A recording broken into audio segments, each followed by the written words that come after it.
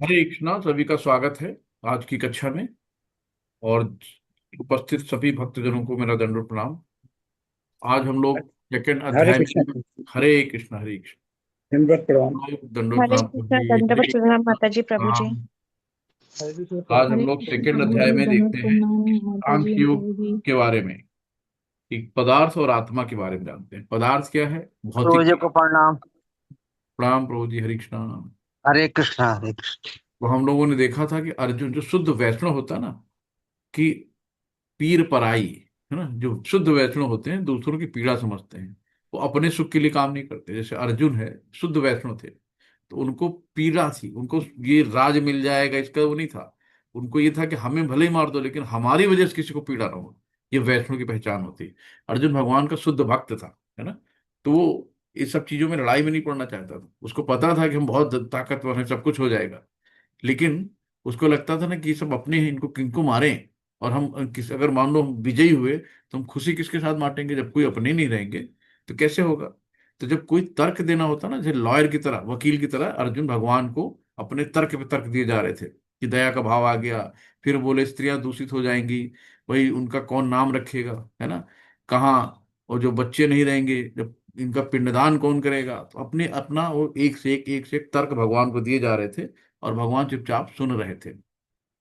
लेकिन जब तक हम शरणागत नहीं होते तब तक हमें ज्ञान नहीं मिलता। जब अर्जुन ने कहा कार्पण्य दोषो उपहत स्वभाव प्रक्षामि त्वाम धर्म सम्मूढ़ चेता यक्षेश निश्चितम ब्रूहि तन्मे शिष्यस्ते हम साधिमान त्वाम प्रपन्नम। तो जब पूर्ण रूप से भगवान ने कहा कि हम कृपण का मतलब कि हम अपने जो लाभ के लिए ना सोच के सामने वाले के लाभ के लिए सोच रहे हैं ना हम। मतलब ये कि ये चीज मेरी है, ये मेरी नहीं है ना, इसी में लगे रहते हैं। तो ये हमारी दुर्बलता है, कमजोरी है। मेरा तेरा नहीं करना है ना। जिसमें सबका भला हो वो सोचना है। तो जब अर्जुन नहीं सोच पाए तो उन्होंने भगवान के सामने सरेंडर कर दिया और कहा भगवान, अब आप मेरा गुरु बनो और हम आपके शिष्य हैं। और आप मुझे बताओ, इसके पहले तो मित्रता बात हो रही थी, मित्रवत बात हो रही थी। तो जब गुरु मान लिया तो फिर भगवान ने अपना गुरु का पद संभाल के आगे कृष्ण अर्जुन को समझाना शुरू किया। तो हम लोग जो है यहाँ पे 20 श्लोक कर चुके थे। इसके बाद हम लोग गुरुओं को प्रणाम करते हैं और आगे क्लास को बढ़ाते हैं। हरे कृष्णा प्रभु जी, आपने भी शेयर किया है क्या? डबल स्क्रीन आ गई क्या? चलो। ओम नमो भगवते वासुदेवाय। ओम नमो भगवते वासुदेवाय। ओम नमो भगवते वासुदेवाय।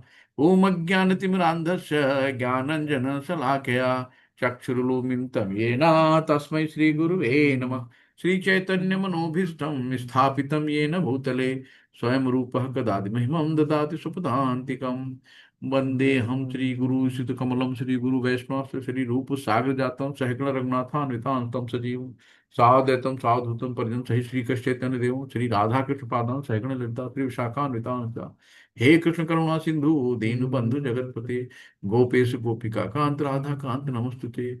तप्त कांचन गौरांगी राधे वृंदावनेश्वरी वृषभानुसुते देवी प्रणमामि हरि प्रिये।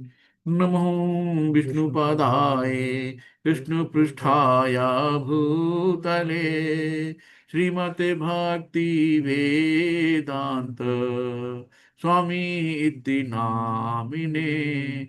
नमस्ते सरस्वती देवे गौरवाणी प्रचारिणी निरविशेष शून्यवादी पाश्चात्य देश तारिणी। जय श्री कृष्ण चैतन्य प्रभु नित्यानंद श्री अद्वैत गदाधर श्रीवासादि गौरा भक्त वृंदा।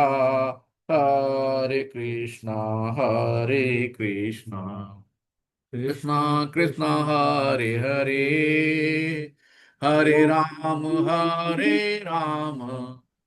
राम राम हरे हरे हरे कृष्णा कृष्णा कृष्णा हरे हरे, हरे राम राम राम हरे हरे, हरे कृष्णा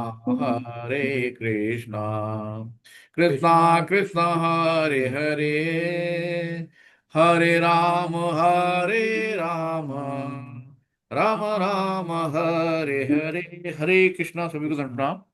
तो हम 20 श्लोक तक हो चुका था, 21 पे हम लोग आ गए हैं।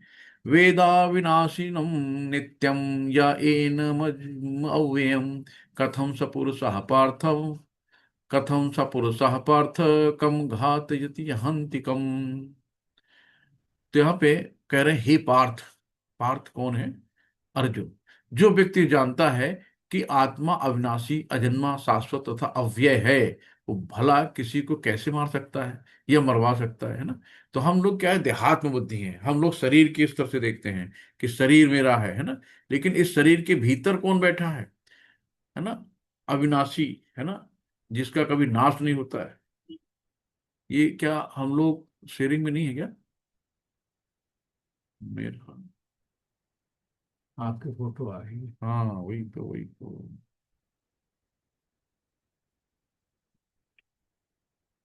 हरीश, अब आ गए। ठीक है। तो हे पार्थ, जो व्यक्ति जानता है कि आत्मा अविनाशी, अजन्मा, शाश्वत तथा अव्यय है, वो भला किसी और को कैसे मार सकता है या मरवा सकता है ना? तो हमें देहात्म बुद्धि से नहीं सोचना है। ये सोचना है कि ये कुछ लोग गुजर गए हैं और कुछ गुजरने वाले हैं। परमानेंट यहाँ कोई है ही नहीं, है ना?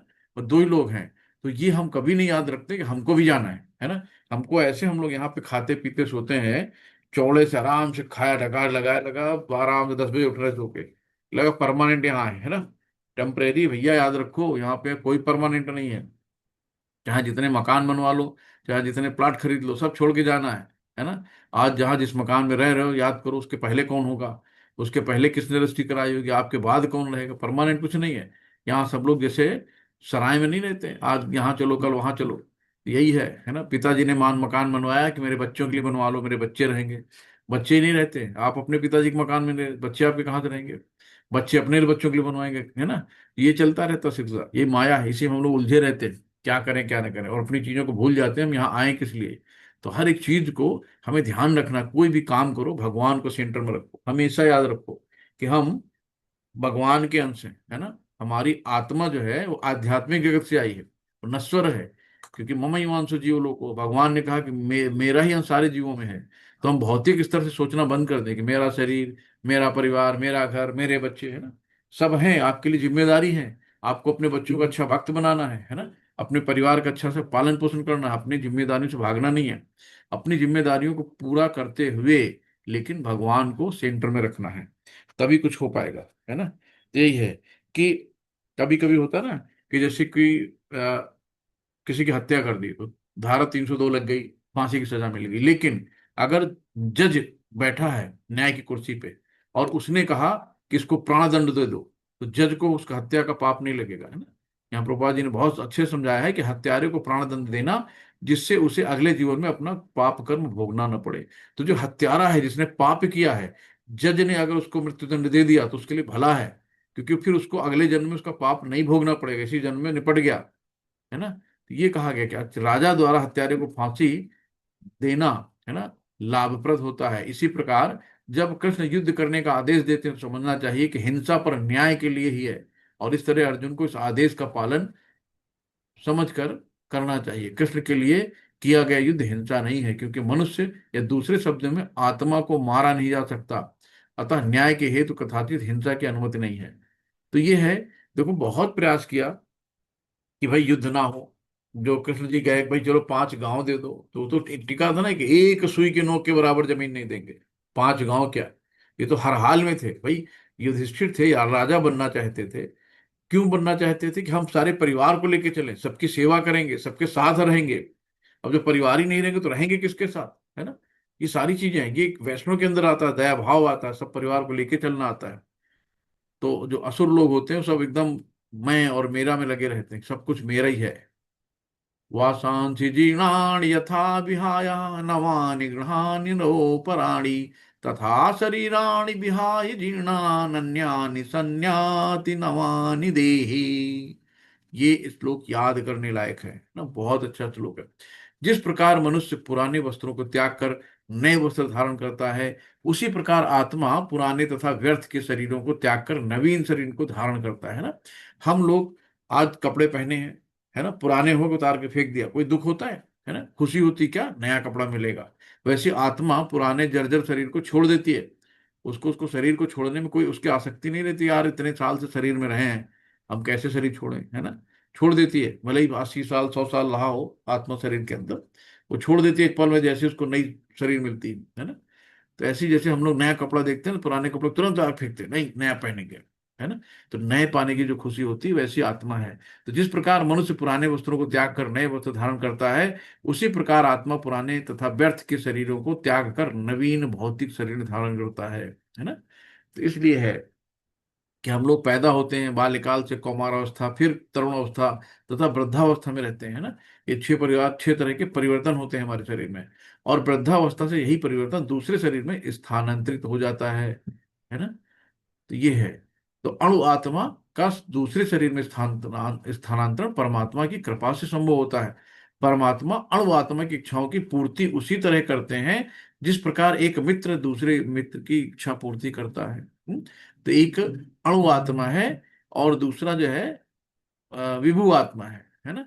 तो इनमें से एक पक्षी अणुआत्मा यानी कि वृक्ष के फल को खा रहा है, और दूसरा पक्षी जो है कृष्ण यानी कि अपने मित्र को देख रहा है। यद्यपि दोनों सब पक्षी समान गुण वाले हैं, किंतु इनमें से एक भौतिक वृक्ष के फलों पर मोहित है और दूसरा अपने मित्र के कार्यकलापों का साक्षी है। उपद्रष्टा अनुमंता चा भक्ता भोरता महेश्वरा। तो उपद्रष्टा भगवान कहते हैं, मैं उपद्रष्टा यानी साक्षी हूं और अनुमति देने वाला हूं, है ना। तो आप कहते हो ना कि यार पता नहीं कौन देख नहीं रहा, चलो मार तो देख लो, झटक दो सामान। तो there is a third silent party bargain आलाफस, कोई तीसरा साक्षी है जो परमानेंट हमारे ऊपर नजर रखे हुए सोते जगते हमेशा देख रहा है ना। मैं क्या कर रहा हूँ, अच्छा कर रहा हूँ, बुरा कर रहा हूँ, है ना। तो ये मत सोचो कोई देख नहीं रहा। सारा हिसाब किताब लिखा है, जो अच्छा है अच्छा लिखा जाएगा, बुरा है बुरा है ना।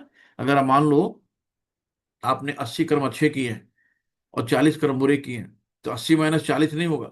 80 का फल आपको अलग मिलेगा और 40 का अलग मिलेगा, है ना। एक एक चीज का हिसाब है। तो भगवान से मैं कुछ मांगना नहीं है, भगवान से मैं यही मांगना है, हे भगवान मैं जिस लायक हूं, मैंने अगर अच्छे कर्म किए हैं तो उसका अच्छा मिले, मैंने बुरे करे भले मुझे नाली का कीड़ा बना लो, लेकिन अपने नाम जप से कभी दूर मत करना, है ना। हमें अपने नाम जप में हमेशा लगाए रखना, अपनी याद से कभी दूर नहीं करना, है ना। कभी मुझे भूलना नहीं, ना मैं आपको भूलूं, बस ऐसी बुद्धि देना भगवान से, किसी जन्म में हूं लेकिन आपका साथ और आपका नाम हमें हमेशा याद रहे। तो हमें भगवान से यही मांगना है। तो अर्जुन फल भोक्ता पक्षी है ना। तो यही कहा गया है यहाँ पे, दोनों मित्र सखा है किंतु फिर भी एक स्वामी है और दूसरा सेवक है। अणु आत्मा द्वारा इस संबंध की विस्तृत विस्मृति। अब क्या होता, अणु आत्मा हमारा जन्म पिछले में क्या हुआ था नहीं पता, है ना। हमारी जो स्मृति है उसको विस्मृत करा दी, उसको भुला दिया गया।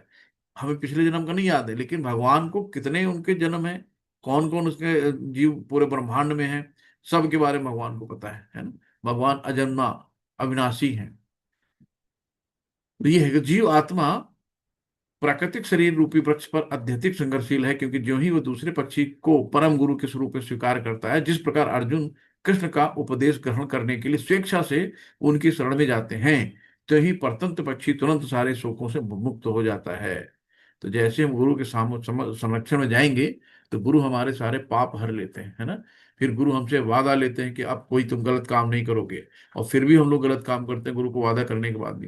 तो जो भी हम गलत काम करते हैं गुरु को लगता है, उसका पाप गुरु को लगता है। गुरु ने गारंटी ले ली ना, जैसे आप लोन ले लो बैंक से और फिर आप लोन अदा ना कर पाओ, तो जो गारंटर होता है ना, फिर पुलिस उसको पकड़ के ले जाती है, उससे वसूलती है।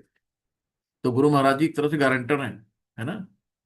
तो सामने वृक्षे पुरुषो निगमोनि स सोचितः मुहिमान जुष्ट यदा पश्यन्ते यमी समस्य महिमानमिति वीत शोक।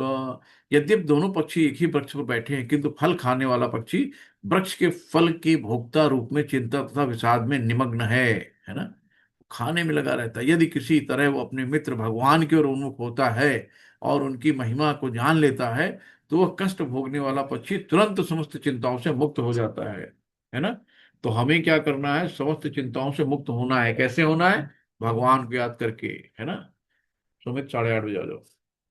तो इस तरीके से हमको देखना है कि हमें कैसे चिंता मुक्त होना है। तब अर्जुन ने अपना मुख अपने शाश्वत मित्र कृष्ण की ओर फेरा और उनसे भगवत गीता समझ रहा है ना। जब हम भगवान की तरफ उन्मुख होंगे तभी तो भगवान हमें बताएंगे कुछ। हम भगवान की तरफ देख ही नहीं, अपने खाने पीने ऐशो आराम में बिजी हैं। आज रोज नए कपड़े, नए, नया घर, नया खाना पीना, होटलबाजी, पिक्चरबाजी, इसी में व्यस्त हैं। ध्यान ही नहीं देता कि हम आए कहाँ से, जाना कहाँ है ना। तो भैया वो तो उसको जान लो जहां जाना है, सबको जाना है। पर उसको नहीं जाना जहां जाना है। तो उसको भी जान लो जहां जाना है, परमानेंट, जहां से लौट के नहीं आना है। यहाँ कहीं भी जाते हो, ससुराल, ददियाल, ननिहाल गए, लौट के चले आए वापस, है ना। जिसको आप घर कहते हो उसको भी छोड़ना आपको। तो ऐसी जगह जाना जहाँ परमानेंट हमें कभी आना नहीं, उसकी कोई तैयारी नहीं है। हर जगह की तैयारी कर लेते हैं, है ना। यात्रा में जाना है, तैयारी कर लो। लेकिन जहाँ परमानेंट जाना, उसकी कोई तैयारी नहीं है। तो भगवान ने अर्जुन को उपदेश दिया कि वो अपने पितामह तथा गुरु के देहांतरण पर शोक प्रकट ना करे, अपितु उस धर्म युद्ध में उसके शरीरों का वध करने में प्रसन्न होना चाहिए, जिससे वे सब विभिन्न शारीरिक कर्म फलों से तुरंत मुक्त हो जाए, है ना। तो ये कहना कि हाँ, इनका जो कर्म फल है से मुक्ति मिल जाए, नया शरीर मिले। तो बल वेदी पर धर्म युद्ध में प्राणों को अर्पित करने वाला व्यक्ति तुरंत शारीरिक पापों से मुक्त हो जाता है ना।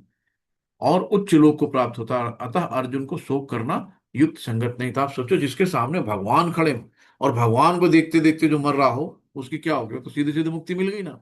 तो अर्जुन की तरफ भगवान थे, तो भगवान, अर्जुन की तरफ भगवान की पीठ थी। अर्जुन की जो सेना थी उधर भगवान की पीठ थी, लेकिन जो विपक्षी थे उनकी तरफ भगवान का मुख था। तो जितने भी थे, जो भी मारे जा रहे हैं, सब भगवान के दर्शन करते हुए सब मुक्ति मिल रहे हैं ना। तो उनको कोई दिक्कत नहीं थी। लेकिन ये बात, ये doctor Hare Krishna, Hare Hi, this is Pallavi. Hi. He takes care of all of us. Ayo.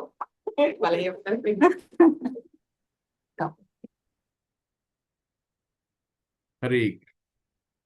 तो थोड़ा सा अपने अपने माइक को ध्यान रखें, पूरी क्लास डिस्टर्ब होती है। नैनम छिन्दन्ति शस्त्राणि नैनम दहति पावकः न चैनम क्लेदयांतापो न शोष्यति मारुतः। अब यहाँ पे बताया गया कि ना, आत्मा को कुछ भी कोई नहीं कर सकता, आत्मा का कोई कुछ बिगाड़ ही नहीं सकता, है ना। ये आत्मा ना तो कभी किसी शस्त्र द्वारा खंड खंड किया जा सकता है, न अग्नि द्वारा जलाया जा सकता है, न जल द्वारा भिगोया जा सकता है, और न वायु द्वारा सुखाया जा सकता है ना। तो आत्मा अजर अमर अविनाशी है ना। इसको किसी भी तरीके से उसको नष्ट नहीं किया जा सकता। इसी को कहा गया है अमर है। तो यहाँ पे कि भगवान की संगत से पृथक होकर हम लोग यहाँ पे आए। जैसे कि आग है, आग जल रही, आग की चिंगारी निकलती ना, तो उसको स्फुलिंग बोलते हैं। तो वैसे हम भी उस आग की चिंगारी, यानी कि उस भगवान के जो अंग है, पूर्णांश है, उसका हम एक अंश है। तो ये कहा गया है कि जब भगवान आध्यात्मिक शरीर है, भगवान अमर है, भगवान शाश्वत है, तो हम भी तो हैं। लेकिन हम लोग क्या है, देहात्म बुद्धि से अपने आप को देखते हैं, है ना। कि हमारा शरीर है, हमारा घर है, हमारा परिवार है, हमारे बीवी बच्चे हैं, सब हम इसी में उलझे रहते हैं, हमारी नौकरी, हमारा व्यवसाय है। तो हमें इनसे दूर हटके सब चीजें करो, लेकिन भगवान को याद करते रहो, हमेशा भगवान को सेंटर में रखो, तभी भला हो पाएगा। तो माया द्वारा आवृत होने की उनकी प्रवृत्ति स्वाभाविक है ना। हम क्या है, माया के द्वारा ढक लिए गए हैं। हम भूल गए कि हम आए कहाँ से हैं। तो इस तरीके से माया ने हप कर लिया है। तो हमें माया से निकलना है। और माया से निकालेगा कौन? जो प्रमाणिक गुरु हैं, वही हमको यहाँ से निकालेंगे। और जब तक हम तीनों गुणों से बाहर नहीं जाएंगे, तब तक मुक्ति नहीं मिलती है ना। मुक्त का मतलब होता है कि हम तीनों गुणों से बाहर जाएं और आध्यात्मिक जगत में जाएं, उसको मुक्त मुक्त बोलते हैं। अच्छेद अयम अद्याहम अयम अक्लेद असोस्य एव च नित्य सर्वगता स्थाणु अचल अयम सनातनम।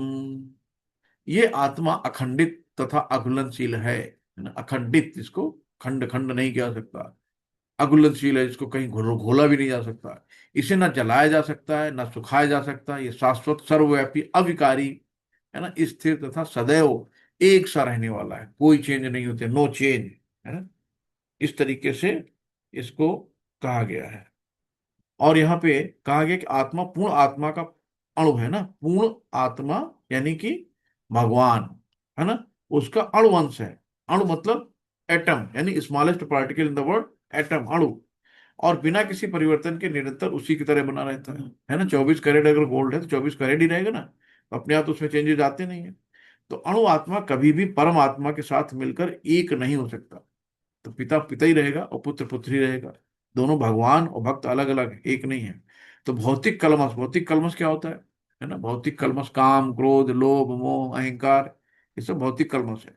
इनसे में मुक्त होकर अणु आत्मा भगवान के तेज की किरणों में की आध्यात्मिक स्फुलिंग बनकर रहना चाह सकता है। किंतु बुद्धिमान जीव भी भगवान की संगत करने के लिए वैकुंठ लोक में प्रवेश करता है ना। तो भगवान की संगत करनी, भगवान के साथ रहना, भगवान की लीलाओं में उनका सहयोग करना, है ना। तो इस तरीके से है। तो जीवन हमें यहाँ पे कैसे जीना है, यही गीता सिखाती है। हमें कैसे यहाँ से निकलना है, यही गीता सिखाती है। हम्म।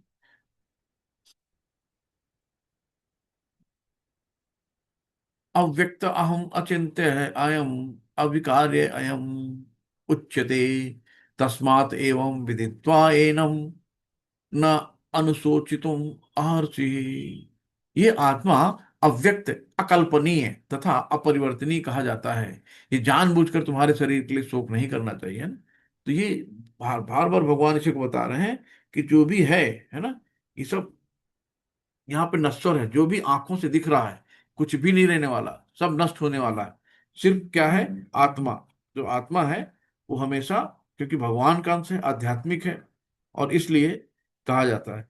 तो हम लोग क्या करते हैं, कभी कभी प्रमाण में देखते हैं, है ना, कि एक होता अनुमान प्रमाण प्रमाण, है ना, कि हम अनुमान लगा सकते हैं कि यार ऐसा हुआ होगा, है ना। और शब्द प्रमाण सबसे अच्छे होते हैं, शब्द प्रमाण जो बोल के बताए जाते हैं, है ना। तो इस तरीके से कहा गया है कि श्रुति प्रमाण के अतिरिक्त अन्य किसी प्रयोग द्वारा अस्तित्व को सिद्ध नहीं किया जा सकता। हमने इस सत्य को स्वीकार करना पड़ेगा, क्योंकि अनुभवगत सत्य होते हुए भी आत्मा अस्तित्व को समझने के लिए कोई अन्य साधन नहीं है। हमें अनेक बातें केवल उच्च प्रमाणों के आधार पर माननी पड़ती हैं। कोई भी अपनी माता के आधार पर अपने पिता के अस्तित्व को अस्वीकार नहीं कर सकता, है ना।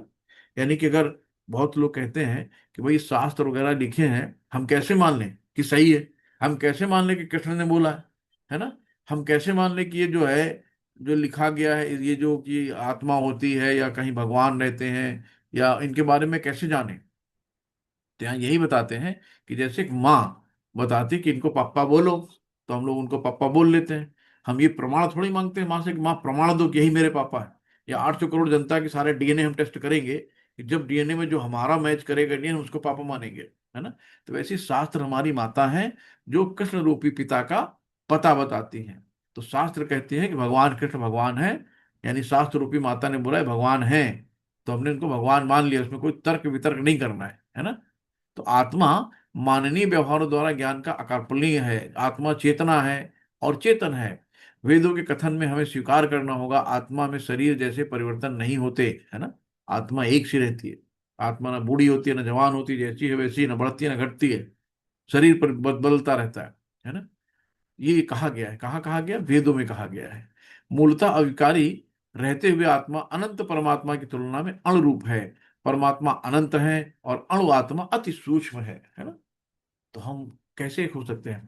तो अतः अति सूक्ष्म आत्मा अविकारी होने के कारण अनंत आत्मा भगवान के तुल्य नहीं हो सकता। यही भाव वेदों में भिन्न भिन्न प्रकार से आत्मा के स्थायित्व की पुष्टि करने के लिए दोहराया गया है। किसी बात का दोहराना उस तत्व को बिना किसी त्रुटि के समझने के लिए आवश्यक है ना। बहुत से लोग मायावादी होते हैं, वो कहते हैं हम एकाकार हो गए, हम जाके भगवान से भगवान में मिल गए, एक हो गए। कभी हम भी पहले भगवान थे, हमारे कर्म कुछ क्षीण हुए, हम पृथ्वी पे आ गए, अब हम अच्छे कर्म करेंगे तो पुनः हम पृथ्वी लोक से फिर देवता बन जाएंगे जाके। तो ये मायावादी लोग कहते हैं, लेकिन नहीं, भगवान भगवान है और उनके दास दासी रहेंगे। अथ चैनम नित्य जातम नित्यम व मन्य से मृतम, तथापि तुम महाबाहो नैनम सोची तुमर्हसि। किंतु यदि तुम सोचते हो कि आत्मा अथवा जीवन का लक्षण सदा जन्म लेता है तथा सदा मरता है, तो भी हे महाबाहो, तुम शोक करने का तुम्हारे पास कोई कारण नहीं है ना। भगवान अब उसको एक बच्चे की तरह हर तरीके से समझा रहे हैं कि तुम्हें शोक करने का नहीं, जिसने जन्म लिया उसकी मृत्यु तो होनी है। तुम नहीं मारोगे तो मरेगा तो भाई, ऐसे थोड़ी कि तुम नहीं मारोगे तो कोई मार नहीं सकता है ना। तो आत्मा यही है कि हमें इस चीज को ध्यान रखना है कि जो आया हो जाएगा, रोकना किसी को नहीं है। लेकिन अगर भगवान आदेश दे रहे हैं किसी चीज को, तो उसको हमें मानना है। भगवान का आदेश है जो भी है। तो किंतु यदि तुम सोचते हो कि आत्मा अथवा जीवन का लक्ष्य सदा जन्म लेना है तथा सदा मरना है, तो भी हे महाबाहु, तुम्हें शोक करने का कोई कारण नहीं है। तो यहाँ पे बहुत, जब भौतिक तथा रासायनिक तत्वों के संयोग से जीवन के लक्षण विकसित होते हैं, नृतत्व विज्ञान इसी दर्शन पर आता है। संप्रत्य अनेक छंद धर्म जिनका अमेरिका में प्रचार हो रहा है, इसी दर्शन का पालन करते हैं। ने शून्यवादी अभक्त बौद्ध का अनुसरण करते हैं ना, कि भौतिक की कहते हैं ना, कि ये साइंस लोग क्या कहते हैं कि भाई एक भौतिक रासायनिक जो है, रासायनिक केमिकल है, इनके उससे पृथ्वी बन गई, ऐसा हो गया है ना। बहुत लोग खोज रहे हैं ना उस केमिकल बता के, लेकिन ये नहीं है। तो करते क्या है कि आत्मा शरीर के क्षय होते ही लुप्त हो जाता है। जैसे शरीर बूढ़ा हुआ, जर्जर हुआ। अब जैसे खंडहर में कोई नहीं रहता ना, खंडहर मकान में आप कहो कि रहो जाके, कोई रहेगा नहीं रहता। वैसे जो हमारा शरीर क्षतिग्रस्त हो जाता है, बहुत जर्जर हो जाता है, तो आत्मा फिर नया शरीर ढूंढने लगती है ना। फिर कहती है शरीर रहने लायक नहीं रह गया है। तो पदार्थ, क्योंकि पदार्थ से प्रत्येक क्षण असंख्य जीव उत्पन्न होते हैं और नष्ट होते रहते हैं, ऐसी घटनाओं के लिए शोक करने की कोई आवश्यकता नहीं है। ये आत्मा का पुनर्जन्म नहीं होता, तो अर्जुन को अपने पितामह तथा गुरु के वध करने में पाप फलों से डरने का कोई कारण नहीं है ना। लेकिन बस एक वैष्णव होता है ना, उसके अंदर दया भाव होती है, करुणा होती है। वो दूसरे को दुखी देख के सुखी नहीं होता है ना, सबके साथ सुखी रहना चाहता है। तो एक बहुत था ना, वैष्णव भज को जाने पीर पर आई जाने को। तो किंतु साथी कृष्ण ने अर्जुन को व्यंग पूर्वक यानी महाबाहु कहते हुए संबोधित किया, क्योंकि उसे ये जो वैदिक ज्ञान के प्रतिकूल है। क्षत्रिय होने के नाते अर्जुन का संबंध वैदिक संस्कृति से था, और वैदिक सिद्धांतों का पालन करते रहना उसके लिए शोभनीय था। तो जो भी क्या था, कि हम क्षत्रिय हैं, हमारा धर्म है युद्ध करना, हमारा धर्म है रक्षा करना, है ना। कोई भी क्षत्रिय कभी अपने लिए लड़ाई नहीं करता है ना। वो हम अपनी जनता को खुश करने के लिए लड़ता है, अपने सुख के लिए नहीं, कि चलो हम इनको मार के राज करेंगे, हम एंजॉय करेंगे, नहीं। जाता से ही ध्रुवो मृत्युर्ध्रुवम जन्म मृत्युस्य च, तस्माद परिहार्येर्थे न तुम शोचित तुम अर्हसि। अब यहाँ कहते हैं ना पुनर्जन्म, जिसने जन्म लिया है उसकी मृत्यु निश्चित है, और मृत्यु के पश्चात पुनर्जन्म भी निश्चित है। बहुत लोग कहते हैं पुनर्जन्म होता ही नहीं है। कौन कहता है पुनर्जन्म होता है? जो है सब यही मौज कर लो, आगे क्या होगा पता नहीं, अगले जन्म में क्या होगा पता नहीं, है ना। तो बहुत से लोग जैसे इस्लाम में है पुनर्जन्म नहीं मानते, वो लोग कहते पुनर्जन्म होता ही नहीं। लेकिन है भगवान साफ साफ लिख रहे हैं दूसरे अध्याय के 27वें श्लोक में, कि जिसने जन्म लिया है उसकी मृत्यु निश्चित है, और मृत्यु के पश्चात पुनर्जन्म भी निश्चित है ना। अब पुनर्जन्म निश्चित भगवान ने तो कह दिया, तो हमारे कौन कर्म होंगे जिसके आधार पर हमारा अगला जन्म होगा, है ना। तो हमें ये देखना है कि पुनर्जन्म तो होना है, भगवान कह रहे हैं तो उसका होगा, इसका मतलब पुनर्जन्म। तो अगला जन्म हमें कौन सा लेना है या नहीं लेना है, ये हमारे ऊपर डिपेंड करता है ना। अगर अगला जन्म लेना है, तो हम कैसे कर्म करेंगे, अगला अगला जन्म हमें मिले, कौन सा जन्म मिलेगा। और मनुष्य का मिलेगा कि नाली के कीड़े का मिलेगा, सुअर गाय भैंस बिल्ली कुत्ता बकरी क्या मिलेगा पता नहीं, 84 लाख योनियां हैं, किसी भी योनि में डाल दिया जाएगा, कैसे? हमारे कर्मों और हमारी इच्छाओं के अनुसार। तो हमें क्या करना है कि सीधे भागवत भक्ति करके यहाँ से निकल लेना है, यहाँ दोबारा लौट के नहीं आना है ना। भगवान यही कहते हैं कि जो हमारी अनन्य भक्ति करता है वो मेरे पास आता है, मेरे साथ रहता है ना। भगवान अपने घर का पता ही बताते हैं ना, न शशांको न पावको यद यद गत्वा न निवर्तन्ते यद नाम परमम मना। तो जहाँ सूर्य और चांद की रोशनी की जरूरत ही नहीं पड़ती, स्वयं प्रकाशित है। न तद्भासय सूर्यो न शशांको न पावका यद गत्वा न निवर्तन्ते यद धामम परमम मम। तो अपना घर का बताते बताते है ना, कि जो एक बार यहाँ आ जाता है वो पुनः वहां लौट के नहीं जाता। तो हमें क्या करना है, तैयारी करनी है।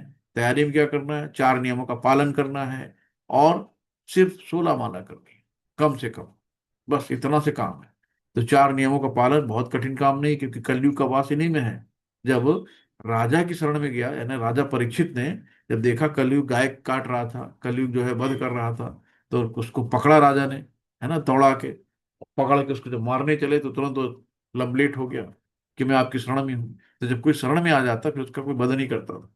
तो बोला अब हम आपकी शरण में हैं, हमको कहीं स्थान दीजिए। तो अब उनको समझ में नहीं आता हम इसको स्थान दें कहाँ। तो उसने बताया कि भाई जहाँ जुआ हो रहा हो, जहाँ व्यभिचार हो रहा हो, जहाँ नशा पत्ती हो रही हो, सोना जो बड़ा लॉकेट वॉकेट पहने हो, है ना, तो ऐसे ही उसमें हमारा वास हो जाए।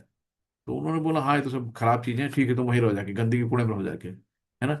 और राजा परीक्षित भी सोने का मुकुट लगाए थे, तो उनके मुकुट में सोने में घुस गया जाके वो। तब उन्होंने क्या करा, वही श्रृंगी जो आश्रम में जाके उन्होंने मरा हुआ सांप एक ब्राह्मण के गले में डाल दिया, ऋषि के गले में डाल दिया, है ना। तो कलयुग का इतना प्रकोप होता है कि अच्छे अच्छों की बुद्धि हर लेता है। तो हम लोग क्या चीज है। तो इस तरीके से हमें इस कलयुग के प्रकोप से बचाना, शिल प्रभुपाद के जो जगत जगत गुरु प्रभुपाद जी हैं, उनकी कृपा है कि उन्होंने हमको कम से कम बचा लिया कलयुग में, है ना। इन सब चीजों को बता के, लेकिन हमको क्या पता, हम भी प्याज लहसुन खा के लेटे रहते थे, खाते थे, 8 बजे सोते थे सुबह, है ना। जो मर्जी जा रहे हैं, पिक्चर देखने जा रहे हैं, हफ्ते में एक दिन होटल खाने जा रहे हैं, सब चलता रहता था। और यही सब चलता है आजकल के दौर में ना, इसी को लोग सुख मानते हैं, लेकिन ये सुख है नहीं, ये सब क्षणिक सुख है ना। होटल में जाके खाना खाए, दूसरे दिन पट्टी नहीं हो रही, इतना ऑयली स्पाइसी खा लिया कि पेट खराब हो गया, अब चूरन लाओ, चलो पेट में दर्द हो रहा है, ये हो रहा है ना। ये सब चीजें, थोड़ी जुबान केवल यहीं तक है, और इतनी इंद्र तृप्ति के लिए हम क्या क्या नहीं करते, इसके पीछे सब कूड़ा है।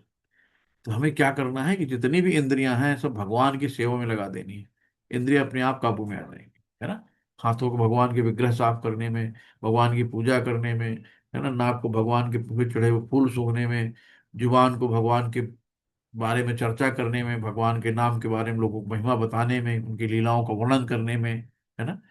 मुंह का प्रसादम, भगवान पे चढ़ा हुआ प्रसाद खाने में, कानों को भगवान की लीलाओं को सुनने में, आंखों को भगवान के विग्रह के दर्शन करने में, पैरों को भगवान के मंदिर तीर्थ यात्रा तक जाने तक करने के लिए, है ना। यही नौधा भक्ति है। तो हमें हर अंग को भगवान की सेवा में लगा देना है ना। तो जब कोई चीज नहीं समझ में आती है, हरे कृष्ण कृष्ण कृष्ण हरे हरे, हरे राम राम राम हरे हरे। मन भटकता है, हरे कृष्ण कृष्ण कृष्ण हरे राम राम राम हरे हरे। तो हमें हर समय भगवान को याद करना है ना। यानी कि दिमाग में जो भी पुरानी फाइलें हैं उनको कट डिलीट करो, दिमाग को खाली करो, और सिर्फ भगवान को बैठा लो, है ना। कूड़ा कचरा में तो बैठाते नहीं भगवान को, तो पहले कूड़ा कचरा साफ करो, है ना। मन को निर्मल करो, जैसे नारियल फोड़ के जाते हैं ना कहीं आगे, कि जो भी कूड़ा कचरा ही डाल दिया, अब भगवान हम आपकी शरण में आ रहे हैं। तो ऐसे ये नारियल है ना, इसके अंदर जो कूड़ा कचरा भरा है, इसको निकालो, इसको दूर करो, बाहर करो, तब भगवान दर्शन देंगे, है ना। अव्यक्त अव्यक्त आदीन भूतानि व्यक्त मध्यानि भारत, अव्यक्त निधानान्येव यत्तत्र का परिदेवना। श्रील प्रपाद की जय। सारे जीव प्रारंभ में अव्यक्त रहते हैं, मध्य अवस्था में व्यक्त होते हैं, और विनष्ट होने पर पुनः अव्यक्त हो जाते हैं। अतः शोक करने की कोई आवश्यकता नहीं। भगवान कह रहे हैं, मत शोक करो, इसमें कुछ भी नहीं होगा। जिसने जन्म लिया है मरेगा जरूर, मृत्यु को कोई रोक ही नहीं सकता, है ना। कितना बड़ा डॉक्टर हो, कितना बड़ा परिवारजन हो, कोई नहीं रुक सकता मृत्यु। तो ये शाश्वत है ना। आत्मा अजर अमर एवं अविनाशी है, एक शरीर से दूसरे शरीर में जाती है ना। तो यही है कि जैसे कि सारे जीव प्रारंभ में अव्यक्त रहते हैं। जैसे कि हम मंदिर बना रहे हैं या कोई घर बना रहे हैं, तो पहले क्या होता है, कुछ होता ही नहीं, है ना। मिट्टी गारा ईंट वीट सब आती है। अब वो ईंट गारा सबसे बन के मिट्टी बन गया। तो पहले अव्यक्त था, अब मध्य अवस्था में व्यक्त हो गया, हाँ लगा यार ये टेम्पल बन गया है। लेकिन कुछ सालों बाद क्या होता है, फिर टेम्पल खत्म, फिर वहां जाके वो मिट्टी गारा में बदल गया, कुछ समय बाद खत्म हो जाता है ना। तो यही सब चीजें होती हैं कि आज मकान बना है, कल गिर के जंजर हो जाएगा, कल दूसरा आएगा गिरवा के नया मकान बनवाएगा। तो पहले अव्यक्त था, फिर बनवाया, व्यक्त वक्त हो गया, फिर टूट फूट के खत्म हो गया, फिर अव्यक्त हो गया। यही सब जीवन चलता रहता है, उसमें शोक करने की कोई आवश्यकता नहीं है, भगवान कह रहे हैं, है ना। आश्चर्य आश्चर्यवत आश्चर्यवत् पश्यति कश्चिदेन माश्चर्यवदति तथैव चान्यः आश्चर्यवच्चैन मन्य शृणोति श्रुत्वाप्येन वेद न चैव कश्चित्। श्रील प्रपात की जय। यहाँ पे बताते हैं, कोई आत्मा को आश्चर्य से देखता है, तो कोई इसे आश्चर्य की तरह बताता है, तथा कोई भी इसे आश्चर्य की तरह सुनता है, किंतु कोई कोई इसके विषय में सुनकर भी कुछ नहीं समझ पाते, है ना। उनको पता ही नहीं कहाँ कौन सी बातें हो रही हैं यार, सब हवा में उड़ रही, पता नहीं यार क्या है सही क्या गलत है। तो यहाँ पे शिल प्रभुपाद जी बताते हैं अपने तात्पर्य में कि जो विशाल पशु, विशाल वटवृक्ष तथा 1 इंच स्थान में लाखों करोड़ों की संख्या में उपस्थित सूक्ष्म कीटाणुओं के भीतर अणु आत्मा की उपस्थिति निश्चित रूप से आश्चर्यजनक है ना। जितने भी ब्रह्मांड में कण कण में, भगवान कहते हैं ना, कण कण में, प्रत्येक अणु में, है ना, सब में भगवान। सूक्ष्म कीटाणु के भीतर अणु आत्मा की उपस्थिति के निश्चित रूप से आश्चर्यजनक है। अल्पज्ञ तथा दुराचारी व्यक्ति अणु आत्मा के इस स्फुलिंग के चमत्कारों को नहीं समझ पाते। भले ही वो बड़े से बड़ा ज्ञानी, जिसने विश्व के प्रथम प्राणी यानी ब्रह्मा को भी शिक्षा दी हो, क्यों ना समझाए। मतलब श्री कृष्ण ने भगवान को, ब्रह्मा को शिक्षा दी थी ना, कि भगवान स्वयं कृष्ण क्यों ना समझाए, तब भी उसके समझ में नहीं आएगा ये बातें, है ना। भगवान ये तो स्वयं समझा ही रहे ना, गीता भगवान के गीत है, भगवान स्वयं समझा रहे हैं। लेकिन यहाँ कितने लोग समझ में आता है, कितने लोग क्लास में आते हैं, कितने लोग क्लास में आके निकल जाते हैं, है ना। तो उनको नहीं समझना, उनके पास टाइम नहीं है, ये उनका दुर्भाग्य है। तो जितने भी यहाँ पे वैष्णव बैठे हैं सब सौभाग्यशाली हैं, भगवान की कृपा है तभी यहाँ बैठ पाए हैं, है ना। तो उसको भगवान की कृपा मानो। जब तक भगवान कहते नहीं कि तेषां सतत युक्ता नाम भजताम प्रीति पूर्वकम ददामि बुद्धि योगम तम येन माम प्राप्यते। तो जब आप निरंतर भगवान की सेवा में लगे रहोगे, भगवान के गुणगान करते रहो, भगवान की भजन कीर्तन में लगे रहोगे, है ना, सततम कीर्तयन्तो माम, तब भगवान ददामि बुद्धि योगम, तो भगवान आपको बुद्धि देंगे कि ये नुमाम पे आन देते, कैसे मुझे प्राप्त कर सकते हो। तो ये है।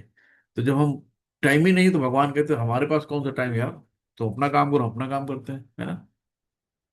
तो ये सारी चीजें हैं। अब यहाँ पे नेक्स्ट जो है बताते हैं कि इस आत्मज्ञान को समझने का सरल उपाय यह है कि अन्य मतों से विचलित हुए बिना परम प्रमाण भगवान कृष्ण द्वारा कथित भगवत गीता के उपदेशों को ग्रहण कर लिया जाए। किंतु इसके लिए भी इस जन्म में या पिछले जन्मों में प्रचुर तपस्या की आवश्यकता होती है, तभी कृष्ण को श्री भगवान के रूप में स्वीकार किया जा सकता है। पर कृष्ण को इस रूप में जानना शुद्ध भक्तों की अहेतुकी कृपा से ही तय होता है ना, शुद्ध भक्तों की अहेतुकी कृपा से, अन्य किसी उपाय से नहीं। तो इसलिए भक्तों के जो भक्तों का संग है बहुत जरूरी है ना। तो भक्त मिलेंगे कहाँ, या तो ऑनलाइन में देखो इतने लोग बैठे हैं, 26 लोग कम से कम भक्त लोग, है ना, और या फिर मंदिर में मिलेंगे। तो हमें भक्तों का संग बहुत जरूरी है, भक्तों के साथ रहना है ना, कैसे भी, क्योंकि हम टाइम नहीं मिल पाता तो ऑनलाइन चलो भक्त के साथ में रहें, यहाँ बातचीत कर रहे हैं एक दूसरे से, अपना आदान प्रदान करते हैं, है ना। तो ये यही है कि यानी कि हमें क्या करना है कि जो भगवान ने कहा है उसको सरल से ग्रहण करना है ना। हमें भगवान ने यहाँ क्या लिखा कि इस जन्म में या पिछले जन्मों में प्रचुर तपस्या की आवश्यकता होती है। आप सोचो, ये भक्ति आपको एक जन्म में नहीं मिली, बहु नाम जन्म नाम अंते ज्ञानवान माम प्रपद्यते वासुदेव सर्वमिति, है ना, स महात्मा स दुर्लभा। तो दुर्लभ है, यानी कि बहुतों जन्मों के बाद, अनंत जन्मों के बाद भगवान कृपा करते हैं कि चलो भाई तुमको ये भक्ति मिली। तो आप सोचो कि आप हमारे आपके बहुत जन्म हुए होंगे, तब जाके भगवान ने कृपा करी है कि आज हम लोग ये गीता की क्लास में बैठे हैं, है ना। तो भगवान की कृपा है, तो एक जन्म काम नहीं है। हम लोगों ने कितने जन्म से तपस्या करी होगी, तो जाके आज हमें भक्ति मिली। सबको भक्ति नहीं मिलती है ना, सबको भगवान भक्ति नहीं देते हैं। देहि देहि नित्यम अवध्योयम देहे सर्वस्य भारत तस्मात् सर्वाणि भूतानि न तुम सोची तुम अर्हसि। शिल प्रभात की जय। हे भरतवंशी, शरीर में रहने वाले देही, है ना, शरीर में रहने वाले देही, यानी ये देह, इसको कहते हैं देह और इसको कहते हैं देही। तो शरीर को कहते हैं देह, हेलो। और शरीर में रहने वाले को देही का कहते हैं, है ना। का कभी वध हेलो। नहीं किया जा सकता, हाँ जी। अतः तुम्हें किसी भी जीव के लिए शोक करने की आवश्यकता नहीं हेलो। है ना। यानी कि देही यानी कि शरीर के जो अंदर है उसको कोई मार नहीं सकता, यानी कौन है, आत्मा, है ना, शरीर के अंदर। अतः भगवान हेलो। अविकारी आत्मा विषय अपना उपदेश समाप्त कर रहे हैं। अमर आत्मा का अनेक प्रकार से वर्णन हाँ, करते अभी भगवान देखिए कृष्ण ने क्लास चल रही आत्मा है। को अमर तथा 8:30 बजे शरीर फोन को करिएगा आप। नाशवान सिद्ध किया है। अतः क्षत्रिय हाँ। होने के नाते अर्जुन को इस भय से कि युद्ध के उस पितामह भीष्म तथा गुरु द्रोण, है ना, मर जाएंगे, अपने कर्तव्य से विमुख नहीं होना चाहिए। कृष्ण को प्रमाण मानकर भौतिक देह से भिन्न आत्मा का पृथक अस्तित्व स्वीकार करना ही होगा। ये नहीं कि आत्मा जैसी कोई वस्तु नहीं है, या कि जीवन के लक्षण रसायनों की अंतःक्रिया के फलस्वरूप एक विशेष प्रकार की में अवस्था में प्रकट होते हैं। यद्यपि आत्मा अमर है, किंतु इससे हिंसा को प्रोत्साहित नहीं किया जाता है ना। ये थोड़ी भैया किसी को मार दो यार, कि चलो मार दो भैया, आत्मा तो हमारा ही, कौन सा मरना है ना। ये कोई पिक्चर आई थी, तो ये है। किंतु इससे हिंसा को प्रोत्साहित नहीं किया जा सकता। फिर भी युद्ध के समय हिंसा का निषेध नहीं किया जाता, क्योंकि तब इसकी आवश्यकता होती है ना। एक सैनिक दूसरे सैनिक को बोले यार ना मारे, कैसे होगा, उसको मार देगा वो। तो स्वधर्मपि चावेक्षम न कि न विकम्पितुमर्हसि, धर्म्याधि युद्धा चेयोन्य क्षत्रियस्य न विद्यते। क्षत्रिय होने के नाते अपने विशिष्ट धर्म का विचार करते हुए तुम्हें जानना चाहिए कि धर्म के लिए युद्ध करने से बढ़कर तुम्हारे लिए अन्य कोई कार्य नहीं है। इसी को स्वधर्म कहते हैं, है ना। अतः तुम्हें संकोच करने की कोई आवश्यकता नहीं है। यानी कि भगवान यहाँ बार बार कह रहे हैं कि जिसका जो कार्य है, वो अपने कार्य को उसको करना ही चाहिए, अपने कार्य को छोड़ना नहीं चाहिए, है ना। कर्म को कभी त्यागना नहीं है, ये है। तो ये भगवान बार बार अर्जुन कह रहे हैं कि तुम क्षत्रिय हो और तुम्हारा धर्म है युद्ध करना। तो तुम अर्जुन उठो और युद्ध करो। इस तरीके से मोहग्रस्त न हो, क्षत्रिय होकर संन्यास ग्रहण नहीं करने चले जाओगे, ये विधान नहीं है ना। क्षत्रिय का काम है, क्षत्रिय यानी देश की सेवा करना, देश की रक्षा करना। भले वो राजा होता है लेकिन सेवक होता है देश का।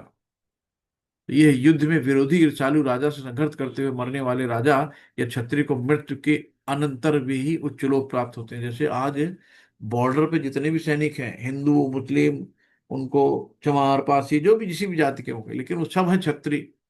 क्यों? बॉर्डर पे तैनात है ना। अगर बॉर्डर पे लड़ाई करते करते मरते हैं तो सीधे उच्च लोक को जाते हैं। सीधे सीधे देखो गीता में लिखा है ना कि उच्च लोक को प्राप्त करते हैं। क्षत्रिय को मृत्यु के अनंतर में भी उच्च लोक को जाते हैं। तो सोचिए कितना बड़ा स्थान है क्षत्रिय का, कि देश के लिए अगर वो मर जाता है बॉर्डर पे, तो सीधे सीधे उसको उच्च लोक प्राप्त होते हैं, जिनकी प्राप्ति यज्ञान में मारे गए पशुओं की होती है ना।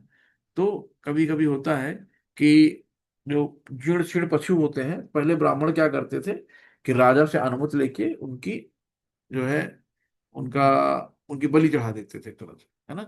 तो वो जीर्ण शीर्ण पशु थे, उनकी बलि चढ़ाया और फिर मंत्रों द्वारा उसको नया शरीर देते थे, है ना। ये होता था। लेकिन बाद में क्या हुआ, ये बलि प्रथा को लोगों ने इतना कहा रे ये होता वो होता, बलि प्रथा को उन्होंने अपना इंद्रिय सुख जुबान का चटकारा बना लिया। तब कृष्ण के अवतार में बुद्ध जी आए और उन्होंने कहा कि शास्त्रों को मत मानो। तो लोग शास्त्रों को मानना बीच में बंद कर दिए बीच में, है ना। फिर शंकराचार्य जी आए, शंकराचार्य जी ने फिर से शास्त्रों को जिंदा किया, लेकिन वो मायावादी थे।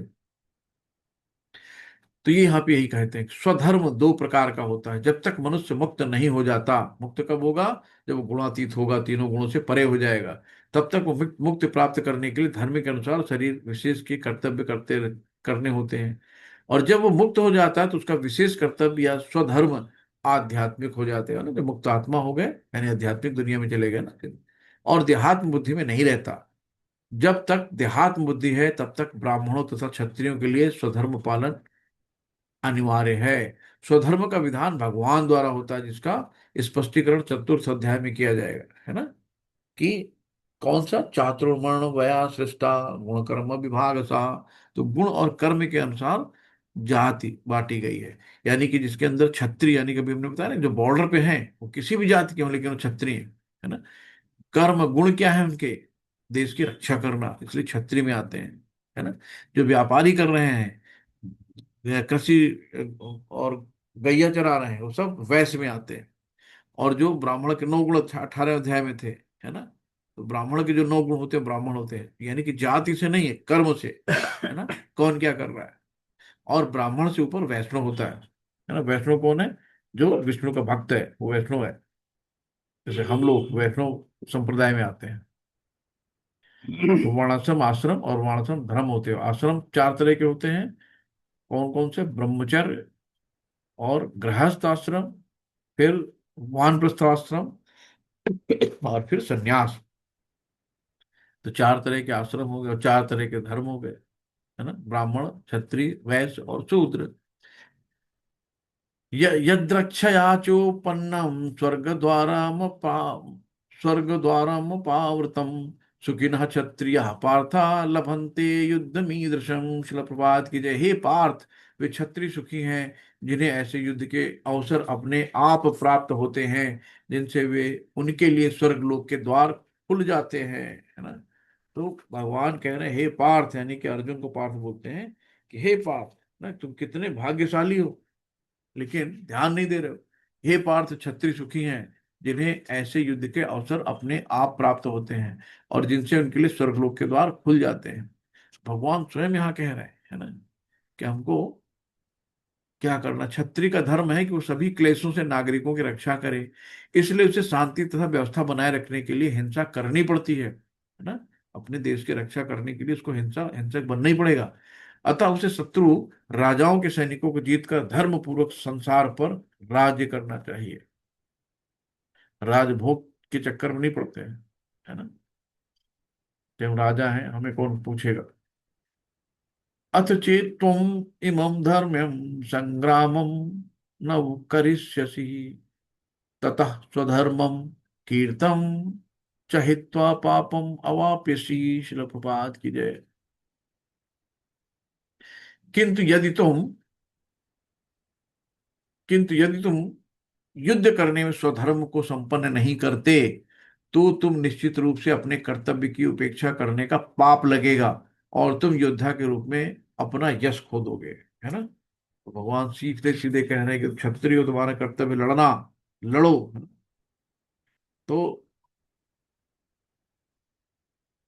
बहुत से लोग हैं अपना पथ भ्रष्ट हो जाते हैं, उनको क्या करना है क्या नहीं करना उनकी बुद्धि काम नहीं करती, सही जगह के निर्णय नहीं ले पाते हैं।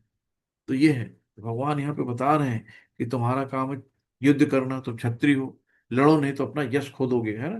तो शिकारी के वेश में शिव जी से युद्ध करके उन्हें हराकर अर्जुन ने उन्हें प्रसन्न किया था, है ना। इतने मतलब अर्जुन महान योद्धा थे, भगवान के शुद्ध भक्त थे कि उन्होंने शिव जी को परास्त कर दिया, है ना। जैसे परशुराम जी को भीष्म पितामह ने परास्त किया था। तो ये था कि शिकारी के बीच में शिव जी आए और उन्होंने अर्जुन को ललकारा और अर्जुन से युद्ध किया उन्होंने, है ना। तो अर्जुन ने क्या करा कि उनको हरा दिया और वर के रूप में पशु पत्रास्त्र प्राप्त किया। तो शिव जी ने उनको एक अस्त्र दिया जिसका नाम था पाशु पत्रास्त्र। तो सभी लोग जानते हैं कि वो अर्जुन एक महान योद्धा था। स्वयं द्रोणाचार्य ने भी उसे आशीष दिया था कि वो एक विशेष अस्त्र प्रदान किया था जिससे वो अपने गुरु का भी वध कर सके, है ना। मतलब ऐसा अस्त्र था कि अपने गुरु को भी मार सकता था और गुरु ने इसको दिया था। तो इस तरीके से थी कि इस प्रकार वो अपने धर्म पिता था स्वर्ग के राजा इंद्र समेत अनेक अधिकारियों से अनेक युद्धों के प्रमाण प्राप्त कर चुका था, किंतु वो इस समय युद्ध का परित्याग करता है। वह न तो केवल क्षत्रिय धर्म की उपेक्षा का दोषी होगा, अपितु उसे यश की भी हानि होगी और वो नरक जाने के लिए अपना मार्ग तैयार कर लेगा। दूसरे शब्दों में वो युद्ध करने से नहीं अपितु युद्ध के पलायन के कारण नरक का भागीदार होगा, है ना। युद्ध करेगा तो सीधे से स्वर्ग लुट जाएगा और युद्ध नहीं करेगा तो नरक जाएगा, क्योंकि अपने कर्तव्य से विमुख हो रहा है इसलिए। अब यहां देखो, अकीर्ति चापि भूतानि कथिष्यन्ति ते अव्ययम् संभावि वितस्य चार चाकीर्तिर्मणादति रिच्यते। लोग कहेंगे देखो डरपोक कहीं का भाग गया, है ना। भगवान कहते तुम ये सुनना पसंद करोगे, लोग सदैव तुम्हारे अपयश का वर्णन करेंगे और सम्मानित व्यक्ति के लिए अपयश तो मृत्यु से भी बढ़कर है ना। जो सम्मानित व्यक्ति है अगर उस पर कोई लांछन लगा दे, कोई कुछ कर दे तो मृत्यु से भी बढ़कर है। भगवान यहाँ पे किस तरीके से भटके हुए को पुनः पुनः पे उसमें राह पे लेके आ रहे हैं कि उठो बच्चा जागो। अर्जुन, यदि तुम युद्ध प्रारंभ होने के पूर्व ही युद्ध भूमि को छोड़ दोगे तो तुम्हें लोग कायर कहेंगे, डरपोक कहेंगे, है ना। तो भगवान इस तरीके से इनको समझा रहे हैं, लेकिन ये अपनी दया मया भाव में पड़े हुए। भयाद्रणादुपरंत मंस्यन्ते त्वां महारथा येषां च त्वं बहुमतो भूत्वा यास्यसि लाघवम्। जिन जिन महान योद्धाओं ने तुम्हारे नाम तथा यश को सम्मान दिया है वो सोचेंगे कि तुमने डर के मारे युद्ध मुंह छोड़ दिया है और इस तरह वे तुम्हें तुच्छ मानेंगे, है ना। जो भाई अर्जुन को महान योद्धा मानते थे, आइडियल मानते थे, अगर उसके बारे में ऐसा सुनेंगे रे तो डर के भाग गया युद्ध से, तो फिर उसको क्या कहेंगे, है ना। तो इस तरीके से उसको तुच्छ मानेंगे। तो वे यही सोचेंगे कि तुमने अपने प्राणों के से भय से युद्ध भूमि छोड़ी है। इस प्रकार उनकी दृष्टि में तुम्हारे प्रति जो सम्मान हो धूल में मिल जाएगा। आदमी सोचे थोड़ी कि तुम्हें दया आ गई, तुमने दयावश वहां पे बाण नहीं चलाया, वो सोचेगी तो डर गया, है ना, डरपोक कहीं का। तो फिर जो सम्मान दे रहे थे अर्जुन को, सम्मान छोड़ देंगे। अवाच्य स्वादांसा बहून वद्यंसि तवाहिता निंदन तस्व सामर्थ्यम ततो दुखतरम नु किम। शिल प्रपात के तुम्हारे शत्रु अनेक प्रकार से कटु शब्दों से तुम्हारा वर्णन करेंगे ना। किसी को कटाक्ष करना होता है ना, सीधे सीधे उल्टा सीधा बोलने लगता है सुना सुना के। और तुम्हारी सामर्थ्य का उपहास करेंगे, कहेंगे देखो कितना बड़ा योद्धा था, है, भाग गया है, लड़ाई नहीं कर पाया, डरपोक कहीं का। तुम्हारे लिए इससे दुखदाई और क्या हो सकता है। एक क्षत्रिय को अगर डरपोक कह दो तो सबसे बड़ी गाली और क्या हो सकती है ना। तो यही है यहाँ पे। तो भगवान यही कह रहे थे कि अर्जुन ने तथाकथित दया भाव के विरुद्ध कहे गए अपने वचनों को सिद्ध कर दिया, है ना, जो दया भाव थे उसके अंदर। हतो अप्राप्य स्वर्गम जित्वा वा भोक्ष्य से महीम तस्माद तस्मादुत्तिष्ठ कौन्तेय युद्धाय कृत निश्चय। हे कुंती पुत्र, यदि तुम युद्ध में मारे जाओगे और तो स्वर्ग प्राप्त करोगे, और यदि तुम जीत जाओगे तो पृथ्वी के साम्राज्य का भोग करोगे। अतः दृढ़ संकल्प करके खड़े हो और युद्ध करो। भगवान यही कह रहे हैं कि तुम्हारे अर्जुन, तुम्हारे दोनों हाथों में लड्डू है ना।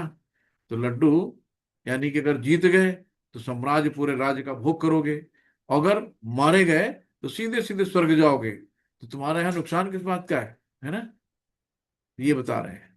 सुख दुखे समे कृत्वा लाभा लाभो जया जयो ततो युद्धाय युज्यंस्व नैव पापमवाप्स्यसि।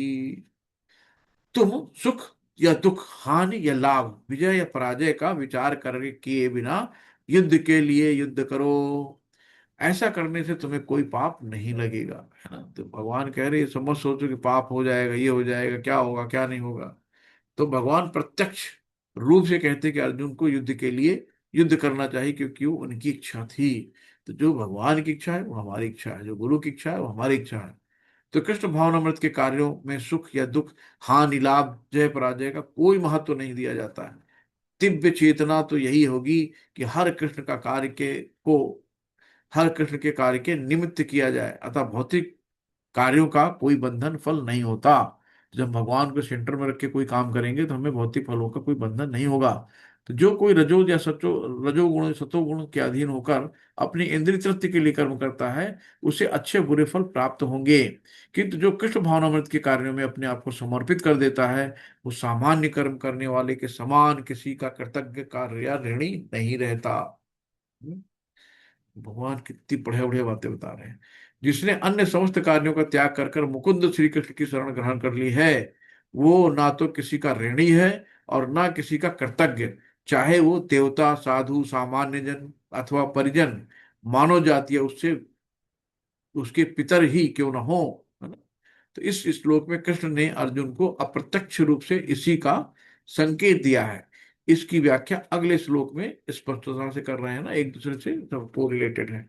एसाम ते भियता सांख्ये बुद्धि योगे त्विमाम शृणु बुद्धया युक्तो यया पार्थ कर्म बंध प्रयास्यसि। श्लोक प्रपात की जय। यहाँ पे मैंने वैश्लेषिक अध्ययन यानी सांख्य योग को क्या कहते हैं, वैश्लेषिक अध्ययन द्वारा इस जन्म का वर्णन किया है। अब निष्काम भाव से कर्म करना बता रहा हूं, उसे सुनो, तत्सुणु कहते हैं भगवान, है ना। हे प्रथापुत्र, तुम यदि ऐसे विज्ञान से कर्म करोगे तो तुम कर्मों के बंधन से अपने को मुक्ति प्राप्त कर सकते हो ना। तुम ज्ञान से कर्म करोगे तो तुम कर्मों के बंधन से अपने आप को मुक्त कर सकते हो। वैदिक कोश यानी निरुक्ति के अनुसार सांख्य का अर्थ है विस्तार से वस्तुओं का वर्णन करने वाला, तथा सांख्य उस दर्शन के लिए प्रयुक्त होता है जो आत्मा की वास्तविक प्रकृति का स्मरण करता है। और योग का अर्थ है इंद्रिया का निग्रह। अर्जुन का युद्ध न करने का प्रस्ताव इंद्रिय तृप्ति पर आधारित था। वो अपने प्रधान कर्तव्य को भूलकर युद्ध से दूर रहना चाहता था, क्योंकि उसने ये सोचा कि धृतराष्ट्र के पुत्रों अर्थात बंधु बांधवों को परास्त करके राजभोग करने की अपेक्षा अपने संबंधियों तथा स्वजनों को ना मारकर वो अधिक सुखी रहेगा। सोचता हूँ इनको मार देंगे तो भैया पार्टी किसके साथ मनाएंगे जब सब मरी जाएंगे तो, है ना। ये यहाँ कहना जा रहा है। और तात्पर्य प्रभुपाद ने बहुत अच्छे से लिखे हैं, तो तात्पर्य जरूर पढ़िएगा घर पे। एक एक चीज, एक एक लाइन, है ना, एक एक लाइन को अपने अंदर उतारो, उसको सीखो। शिष्य शिष्य ते साधि मानतो प्रपन्ने, भगवान कहते हैं अर्जुन ने कृष्ण की शरण ग्रहण करके पहले उन्हें गुरु में स्वीकार कर लिया था। शिष्य ते साधि मानतो प्रपन्नम, फलस्वरूप कृष्ण अब उनकी बुद्धियों तथा कर्मयोग की कार्य विधि बताएंगे, है ना, जो कृष्ण की इंद्रिय तृप्ति से के लिए किया गया भक्ति योग है। तो बुद्धि योग, कर्म योग और भक्ति योग। तो ये बुद्धि योग अध्याय 10 के 10वें श्लोक में वर्णित है, जिसमें इसे उन भगवान के साथ प्रत्यक्ष संपर्क बताया गया जो सबके हृदय में परमात्मा के रूप में विद्यमान है, किंतु ऐसा संपर्क भक्ति के बिना संभव नहीं है। अतः जो भगवान की भक्ति या दिव्य प्रेमा भक्ति में कृष्ण भावना में स्थित होता है, वही भगवान की विशिष्ट कृपा से बुद्धि योग की ये अवस्था प्राप्त कर सकता है। अतः भगवान कहते हैं कि जो लोग दिव्य प्रेमवश भक्ति में निरंतर लगे रहते हैं, उन्हें वे ही भक्ति का शुद्ध विशुद्ध ज्ञान प्रदान करते हैं। इस प्रकार भक्त सरलता से उनके चिदानंदमय धाम पहुंच जाता है ना, जहां से फिर कहो लौट के नहीं आता है। तो ये है, नेभाभिक्रमानाशोस्ति प्रत्यवायो न विद्यते, स्व स्वल्पमपस्य धर्मस्य त्रायते महतो भयाम। चिलप्रपात की जय। इस प्रयास में न तो हानि होती है न ही हास, अपितु इस पथ पर की गई अल्प प्रगति भी महान भय से रक्षा कर सकती है ना। इस प्रगति में भगवान स्वयं कह रहे थे भैया ना कोई नुकसान नहीं है, आ जाओ, है ना, भक्ति कर लो। लेकिन नहीं समझ में आता, नहीं, कभी टाइम नहीं प्रभु जी, टाइम नहीं है ना। तो ये सब चीजें भगवान बता रहे हैं यहाँ पे कि कैसे कैसे हमें कृष्ण को प्रसन्न करना है, कैसे कैसे हमें भगवान को रिझाना है ना।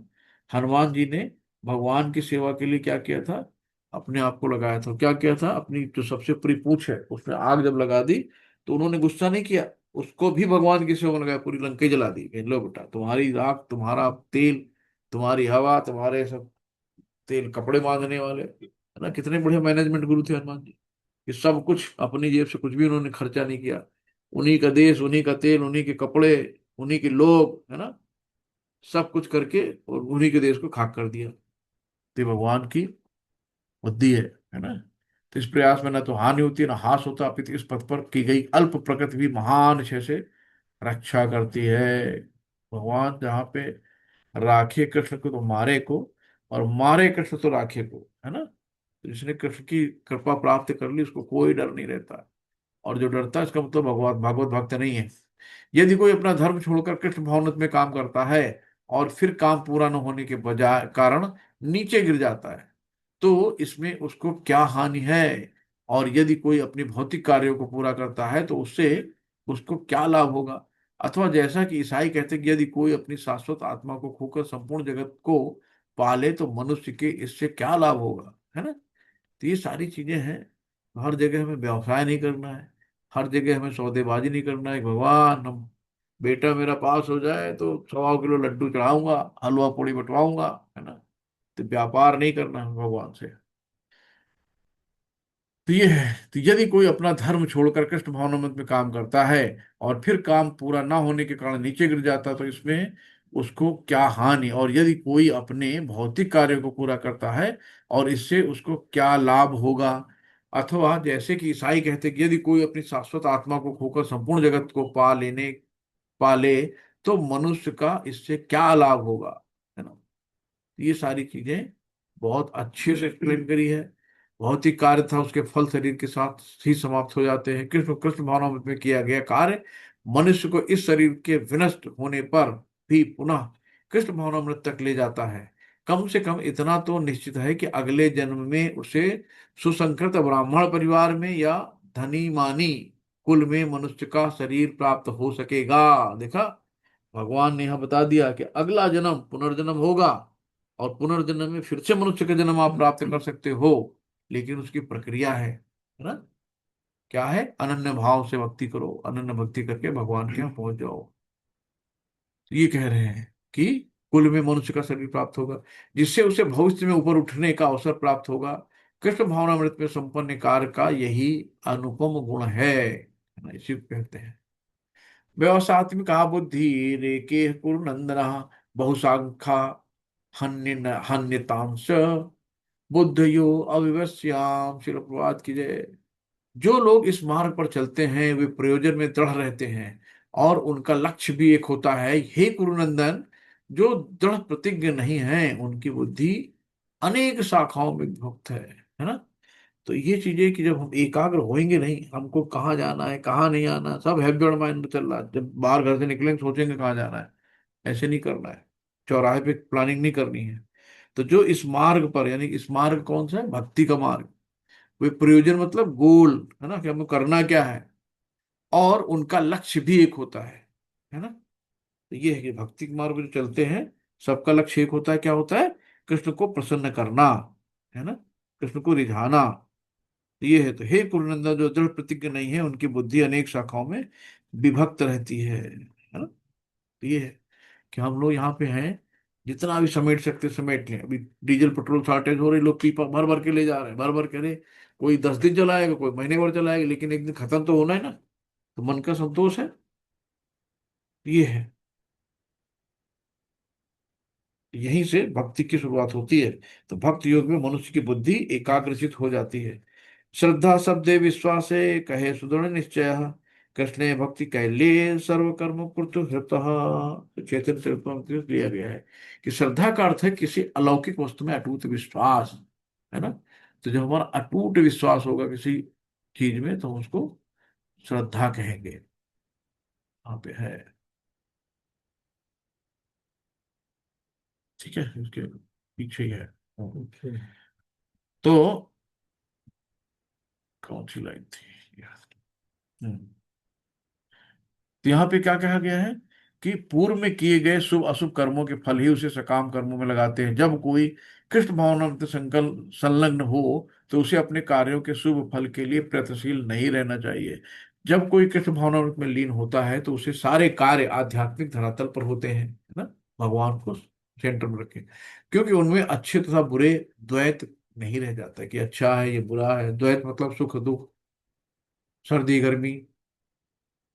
तो कृष्ण भावनामृत की सर्वोच्च सिद्धि देहात्म बुद्धि का त्याग है। हम जब से देहात्म बुद्धि से बाहर तो निकले, है ना, हम शरीर नहीं आत्मा कहते हैं, लेकिन निकल नहीं पाते, है ना? उसके लिए बहुत प्रैक्टिस करनी पड़ेगी। अभ्यास से तो कौनते है वैराग्य, वैराग्य और अध्यात्म। तो कृष्ण भावनामृत की प्रगति के साथ क्रमशः ये अवस्था स्वतः प्राप्त हो जाती है। और क्या कहा गया? सॉरी। कृष्ण भावना में तो सेवा गुरु के समर्थ में निर्देश में ठीक हो पाती है, क्योंकि गुरु कृपा का प्रमाणिक प्रतिनिधित्व होता है। तो गुरु क्या होता है? कृष्ण का प्रमाणिक प्रतिनिधित्व है, रिप्रेजेंटेटिव भगवान के गुरु होते हैं, जो शिष्य के स्वभाव से परिचित होता है और उसे कृष्ण भावनामृत की दिशा में कार्य करने के लिए मार्ग दिखा सकता है ना? गुरु की तुष्टि। फिर यहाँ पे जब हम लोग मंगला आरती करते हैं ना, तो आखिरी वाला जो वो है, यस्य प्रसादात् भगवत प्रसादो, यस्य प्रसादान् गति कुतोपि ध्यान वस्तुस्था संध्या वंदे गुरु श्री चरण अरविंदम। यानी कि गुरु के तुष्ट से भगवान भी प्रसन्न होते हैं। जब हमारे गुरु प्रसन्न हो जाएंगे तो भगवान प्रसन्न होते हैं। गुरु को प्रसन्न किए बिना कृष्ण भावनामृत के स्तर तक पहुंच पाने की कोई संभावना नहीं रहती। अतः मुझे उनका चिंतन करना चाहिए, और दिन में 3 बार उनकी कृपा की याचना करते हैं, है ना? यस्तृत्व संध्या, यस्तृत्व संध्या। और अपने गुरु को सादर नमस्कार करना चाहिए। तो लोग इसीलिए गुरुओं को बहुत सम्मान देते हैं। गुरु भगवान का रिप्रेजेंटेटिव है। तो जैसे भगवान को श्रद्धा करते हो, उसे गुरु को श्रद्धा रखनी चाहिए, गुरु के प्रति। किंतु ये संपूर्ण पद्धति देहात्म बुद्धि से परे सैद्धांतिक रूप में नहीं, वरन आध्यात्मिक रूप में पूर्ण ज्ञान पर निर्भर करती है। जब सकाम कर्मों से इंद्रिय तृप्ति की कोई संभावना नहीं रहती, जिसका मन दृढ़ नहीं है, वही विभिन्न सकाम कर्मों की ओर आकर्षित होता है ना? जब तक दृढ़ निश्चित नहीं है तो मन मंदिर की तरफ भटकता है, कभी इधर कभी इधर कभी इधर, है ना? तो ये है, यामिमा पुष्पितां वाचम प्रवद्यन्ति विपश्चितः वेदवादरता पार्थम नान्यदस्तीति वादिनः कामात्मान स्वर्गम परा जन्म कर्म फल प्रदाम क्रिया विशेष बहुलाम भोगैश्चर्य गतिम प्रति। श्रील प्रपात की जय। तो भगवान यहाँ कह रहे हैं कि अल्पज्ञानी मनुष्य वेदों के उन अहंकारी शब्दों के प्रति अत्यधिक आसक्त होते हैं। कौन? अल्प ज्ञानी, जिनकी बुद्धि कम है, जिनकी बुद्धि माया द्वारा हर ली गई है। तो जो स्वर्ग की प्राप्ति करते हैं, अच्छे जन्म शक्ति इत्यादि के लिए विविध सकाम कर्मों की संस्तुति है। तो कर्म कांड में नहीं पढ़ना है, तो कहां से कोरिलेट करें? करने की संतुष्टि करते हैं। इंद्र तृप्त तथा ऐश्वर्यमय जीवन की अभिलाषा के कारण है। वे कहते हैं कि इससे बढ़कर कुछ और नहीं है। तो ये है, यहाँ पे कहा गया है कि वेदों में स्वर्गलोक तक पहुंचने के लिए अनेक यज्ञों की संतुष्टि है, जिनमें ज्योतिष टोम यज्ञ प्रमुख है ना? तो ये ज्योतिष, ये ये है, यहाँ लिखा है कि ज्योतिष टोम यज्ञ प्रमुख है। अब कहा गया है कि जो लोग चतुर्मास तप करते हैं वो अमर तथा सुखी रहने के लिए सोम रस पीने के अधिकारी हो जाते हैं, है ना? तो कौन हो जाते हैं? जो सोमरस, क्या है सोमरस? एक अच्छी ताकतवर और वीरवत एक ये पेय पदार्थ है, ना कि दारू, ना कि शराब जैसे लोग कहते हैं। भोगे सर्व प्रसक्ता नाम तया अपरत चेतसाम व्यवसित व्यवसायत्मिका बुद्धि समाधो न विधीयते। श्लोक प्रपात की जय, है ना? ये भी श्लोक बढ़िया है। जो लोग इंद्रिय भोग तथा भौतिक ऐश्वर्य के प्रति अत्यधिक आसक्त होने से ऐसी वस्तुओं से मोहग्रस्त हो जाते हैं, उनके मनों में भगवान के प्रति भक्ति का दृढ़ निश्चित नहीं होता। ये है कि स्थिर मन, यानी कि वैदिक शब्दकोश निरुक्ति के अनुसार संयम अधीयतेस्मिन आत्ममत्वत्व यथात्मवयम। जब मन आत्मा को समझाने में स्थिर रहता है तो उसे समाधि कहते हैं, है ना? जब मन आत्मा को समझने में स्थिर रहता है तो उसे समाधि कहते हैं। जो लोग इंद्रिय भोग में रुचि रखते हैं अथवा जो ऐसी क्षणिक वस्तुओं से मोहग्रस्त हैं, उनके लिए समाधि कभी भी संभव नहीं है। माया के बहिष्कार में पड़कर वे न्यूनाधिक पतन को प्राप्त होते हैं, है ना? माया इतनी वर्चस्व है, शक्तिशाली है, किसी को नहीं छोड़ती है ना? माया कहते, माया बहुत ठगनी है। और ये सेकंड लास्ट स्ट्रोक है, त्रय गुण विषया वेदा निस्त्रय गुणो भवार्जुन निर्द्वंदो नित्य सत्यस्थो निर्योग क्षीम आत्मयान। तो यहाँ पे कहते हैं वेदों में मुख्यतः प्रकृति के तीन गुणों का वर्णन हुआ है। हे अर्जुन, इन तीनों गुणों से ऊपर उठो, समस्त दैवतों और लाभ तथा सुरक्षा की सारी चिंताओं से मुक्त होकर आत्मपरायण बनो, है ना? सेल्फ रियलाइजेशन के बारे में यहाँ पर बता रहा हुआ। और सारे भौतिक कार्यों में प्रकृति के तीनों गुणों की क्रियाएं तथा प्रतिक्रियाएं निहित होती हैं। इनका उद्देश्य कर्म फल का, उनका उद्देश्य क्या है? कर्म फल होता है, जो भौतिक जगत में बंधन का कारण होता है। जब हमने कर्मफल भगवान को सौंप दिए तो हम कर्मफल के बंधनों से मुक्ति पा जाते हैं। तो ये है, और ये आखिरी श्लोक है, यावानर्थ उपदा उत्पाने सर्वथा संपुलोदके तावन्न सर्वेषु वेदेषु ब्रह्मण्य विजानता। शिल प्रपात की जय। परम एक छोटे से कूप का सारा कार्य एक विशाल जलाशय से तुरंत पूरा हो जाता है। इसी प्रकार वेदों के आंतरिक तात्पर्य जानने वालों को उनके सारे प्रयोजन सिद्ध हो जाते हैं, जो भी किरदार यहाँ पे आए हैं।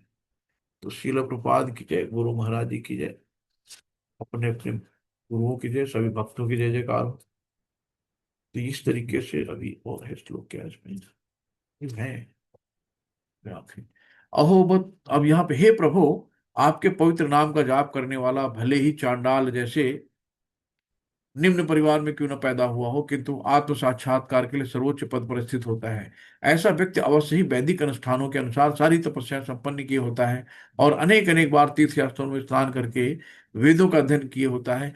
ऐसा व्यक्ति आर्य कुल में सर्वश्रेष्ठ माना जाता है। चंडाल कहते हैं ना, जो कुत्ते का मांस खाता है, तो भगवान ऐसे कहते हैं कि कुत्ते का मांस क्यों ना खाया हो, उस परिवार से क्यों ना आया हो, लेकिन आत्म साक्षात्कार के पद पर सर्वोच्च पद पर स्थित होता है ना। जब 24 घंटे जैसे यहाँ पे नामाचार हरदास ठाकुर की जय हम लोग बोलते हैं, तो वो मुस्लिम फैमिली से थे, तो चैतन्य महाप्रभु के संपर्क में आए तो उन्होंने 192 माला पर डे करते थे, है ना। शुद्ध वैष्णव बन गए। तो ये है। और कर्मण्येवाधिकारस्ते मा फलेषु कदाचन मा कर्म फल हेतुर्भूर्मा ते संगो कर्मण्या। कितनी बार ये कोट होता है और कितने कितने लोग इसको कैसे कैसे अपने हिसाब से कहते हैं, है ना। यहाँ भगवान कहते हैं निष्काम कर्म करो, है ना। कर्म करो, कल कर्म करो और उसका फल हमें दे दो। तुम्हें अपने कर्म यानी कर्तव्य अधिकार करने का अधिकार है, किंतु कर्म के फलों से तुम अधिकारी नहीं हो। कर्म के फलों में तुम अधिकारी नहीं हो। कर्म करने का अधिकार है, लेकिन कर्म के फलों पर आपका अधिकार नहीं है। तुम ना तो कभी अपने आप को अपने कर्मों के फल का कारण मानो, और ना ही कर्म ना करने की में कभी आसक्त हो, और बहुत अटैच नहीं होना है ना। हमें बहुत ज्यादा अटैच नहीं होना किसी से भी। बच्चा है तो हमें भगवान को, उसको कृष्ण भावनाओं पे लेके जाना है, भगवान का भक्त बनाना, अच्छे से पढ़ाना है, अच्छे से उसकी परवरिश करनी है ना। तो आपकी जिम्मेदारी मिली है, लेकिन हम लोग क्या करते हैं, उसी में आसक्ति आ जाती है, बस हाय इसके बिना रह नहीं सकता हूँ, है ना। तो ये है। योगस्थ कुरु कर्माणि संग त्यक्ता धनंजय सिद्धि सिद्धयो सामो भूत्वा सामत्वम योग उच्यते। तो यहाँ पे भगवान बता रहे हैं कि हे अर्जुन, जय अथवा पराजय की समस्त आसक्ति त्याग कर स्वभाव से अपना कर्म करो, कि भूल जाओ। जैसे बच्चों को कहते हैं ना, बच्चों से कहते हैं भैया पढ़ो यार, तुम पढ़ो, है ना। फेल होगे पास होगे डजेंट मैटर, मैं कुछ नहीं बोलूंगा, लेकिन तुम अपना काम पूरा करो बस, है ना। तो ये यहाँ पे अर्जुन कह रहे हैं। तो एक एक गीता का जो श्लोक है उससे सीखा जा सकता है। इस श्लोक से ये बच्चे के लिए लागू है, कि बच्चे से कहो कि जय पराजय यानी कि फेल पास से भूल जाओ, है ना। सिर्फ अपना काम करो, पढ़ाई करो बस। तो ऐसी क्षमता योग कहलाती है। और दूरेण हि वरम कर्मा बुद्धि योगान बुद्धि योगा अधनंजय बुद्धो शरणामेक्षम कृपणा फल हे तवा। शिल प्रभात की जय। हे धनंजय, भक्ति के द्वारा समस्त गर्हित कर्मों से दूर रहो और उसी भाव से भगवान की शरण ग्रहण करो। जो व्यक्ति अपने सकाम कर्म फलों को भोगना चाहता है ना, जैसे कि हमने कल बताया था ना, किसी लड़की को बहुत प्यार करते हैं बचपन, और एक झलक देखने की परेशान रहते हैं, रातों दिन एक सूत्री कार्यक्रम, उसी के बारे में सोचना, उसी के बारे में याद रखना। तुम्हें वही भाव लाने, वही प्रेम का भाव लाना अपने अंदर, कि भक्ति के द्वारा समस्त गर्हित कर्मों को दूर करो। जब भक्ति करेंगे तो जितने भी ये इधर उधर फालतू के काम से अपने आप दूर हो जाएंगे, और उसी भाव से भगवान की शरण ग्रहण करो, है ना। भगवान की हम लोग शरण ग्रहण करते हैं। जो व्यक्ति अपने सकाम कर्म फलों द्वारा को भोगना चाहता है, वो कृपण है। तो कृपण कौन है? जो अपने सकाम कर्मों के फलों को भोगना चाहता है, कि मैंने बनाया मैं ही खाऊंगा, मैं लाया तो मैं ही करूंगा, है ना।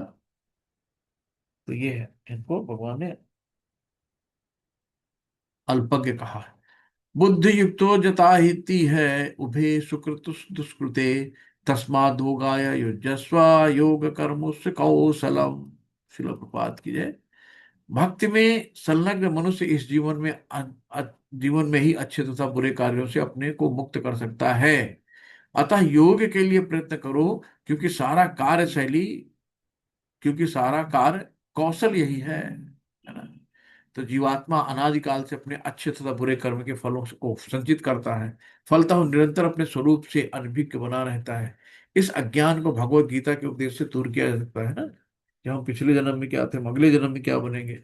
आदमी का दिमाग चलने लगता है।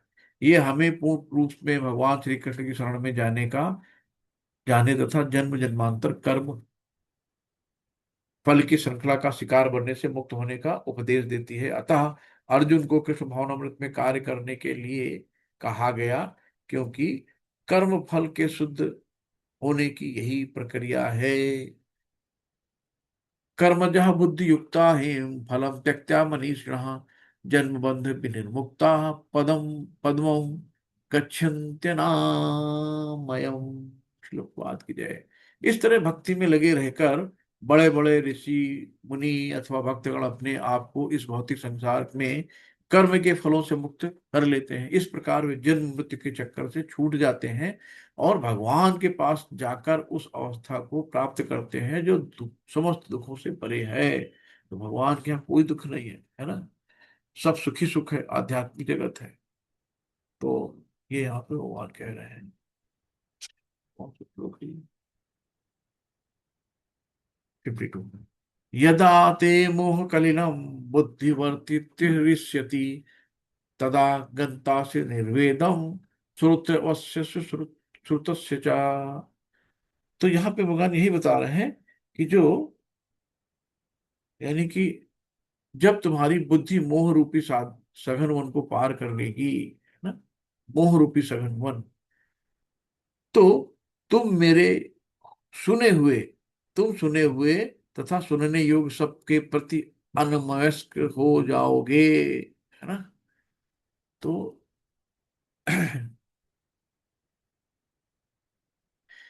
यही मेरी त्रिकाल प्रार्थना है कि तुम्हारी जय हो। हे स्नान, तुम्हें प्रणाम है।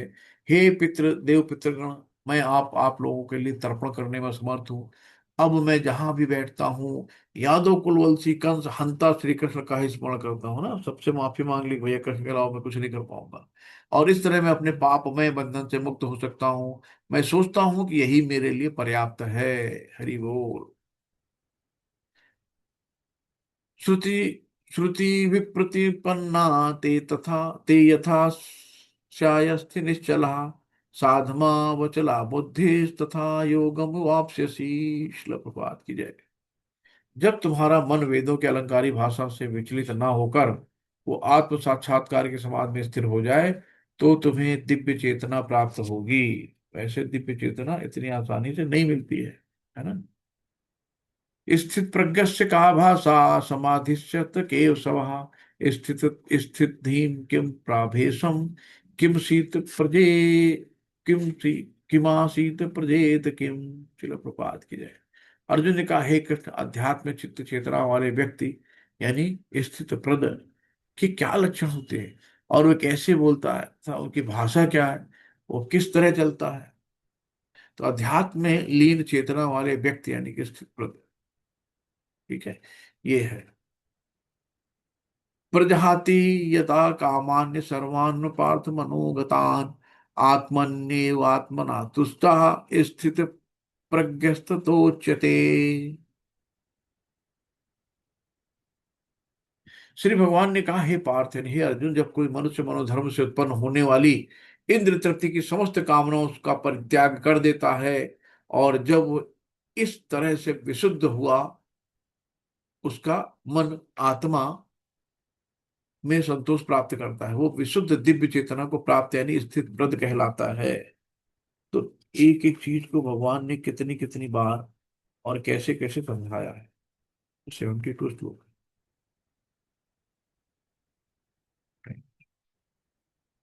दुख दुखेवनु दुखेषु अनुदिग्नमना सुखेषु विगत स्पृहा वीतराग भय क्रोधा स्थित धीर मुनिच्यते। शिलोपवाद की जय। जो त्रैताप त्रैताप तीन ताप हम लोगों ने बताए थे, आध्यात्मिक, भौतिक और आदिदैविक। तो आध्यात्मिक क्या है? जो हमारे मनों के विकार होते हैं, मन से सोच लेते, एक साथ ने 20 साल पहले हमको कहा था, बैठ कर रो लिया, है ना। और आदि भौतिक, मच्छर आया काट के चला गया, पानी गंदा पी लिया टाइफाइड हो गया, है ना, महीनों पड़े हैं बुखार पोटी हो रही है। और आदि दैविक, प्रलय आ गया, भूचाल आ गई, कुछ भी हो गया, तो बैठे बैठाए एक छोटे से मच्छर ने पूरे शरीर की ऐसी तैसी कर दी। तो जो त्रय तापों के होने पर भी मन में विचलित नहीं होता अथवा सुख में प्रसन्न नहीं होता, जो आसक्ति भय तथा क्रोध से मुक्त है, वो स्थिर मन वाला मुनि कहलाता है ना। यहाँ पे मुनि की परिभाषा भगवान ने बताई है, स्थिर बुद्धि वाला मुनि कहलाता है। तीन ताप पता चल गया आध्यात्मिक, आदि देवी और आदि भौतिक। ये जो इम्पोर्टेंट चीजें हैं कहीं कहीं नोट कर लिया करो। तो अब आगे का है,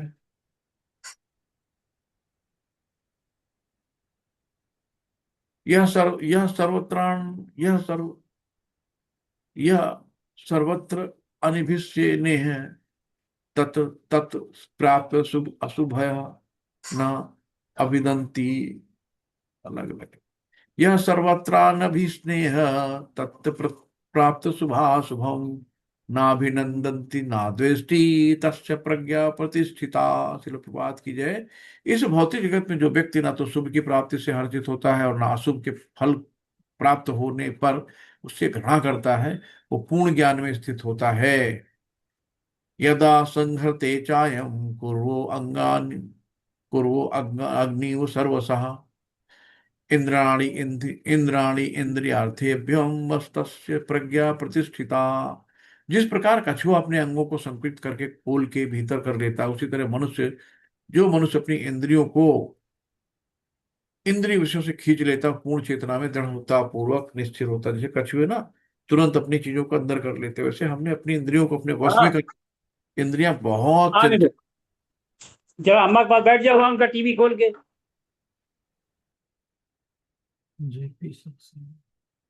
तो इस तरीके से क्या है कि हमें अपनी इंद्रियों के बस में नहीं रहना चाहिए, है ना, इंद्रियों के गुलाम नहीं बनना चाहिए, हमें इंद्रियों को अपना गुलाम बनाना चाहिए।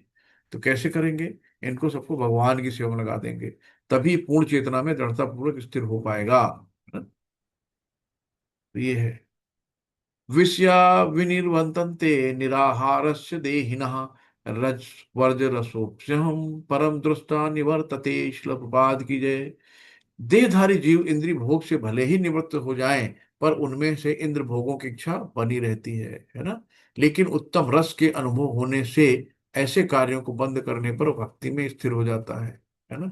तो देहधारी जीवों में इंद्र भोग भले ही निवृत्त हो जाएं, पर उनमें इंद्र भोगों की, देखे सड़क पे पलट के वो सबसे ज्यादा बुढ़े लोग देखते हैं, है ना, कि कौन जा रहा है, कौन अच्छा है, कौन बुरा है। भले ही उनके शरीर में कोई जान नहीं है ना, मुंह में दांत नहीं है, लेकिन एक बार पलट के देखेंगे। क्यों? कि उनकी जो इंद्र भोग की इच्छा है ना, जाती नहीं है, मरते दम तक नहीं जाती। तो सामने जब पड़े हैं, जो क्या नाम आईसीयू में, तब भी नर्स को देख के मुस्कुरा के है ना। तो भोग की इच्छा है, वासना, है ना, काम, डिजायर कभी खत्म नहीं होती, इतनी तेज होती है। तो वही कहते हैं कि उत्तम रस के अनुभव होने से ऐसे कार्यों को बंद करने पर भक्ति में, यानी कि जब हायर टेस्ट लग जाता है तो लोअर टेस्ट अपने आप चला जाता है। तो हमको क्या करना है? हायर टेस्ट में जाना है। जब अच्छा कोई, तुम बहुत जिसको समझते हो कि यार बहुत अच्छा है, बहुत अच्छा है ना, लेकिन अगर वो तो उससे और अच्छी चीज दे दी जाए, है ना, तो फिर अपने आप, जो बच्चे हैं खिलौना से खेल रहा है, दूसरा उससे मांग रहा है, उससे लड़ाई कर रहा है, नहीं नहीं नहीं नहीं नहीं नहीं, लेकिन उससे अच्छा खिलौना ला के उसे दे दो, तुरंत उसको फेंक देगा, है ना। यही होता है कि जब हमें हायर टेस्ट लग जाता है, हरे कृष्ण कृष्ण कृष्ण हरे हरे, हरे राम राम राम हरे हरे, तो हम अपने आप सुबह 3 उठने लगते हैं, है ना। कुछ भी हो, करना है, मंगला आरती करनी है, बैठना है, नहाना है, सर्दी हो गर्मी हो, है ना, टेस्ट आ गया।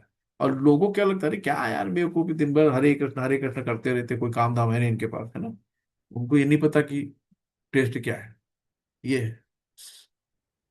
तो जब हायर टेस्ट आता है तो लोअर अपने आप चला जाता है।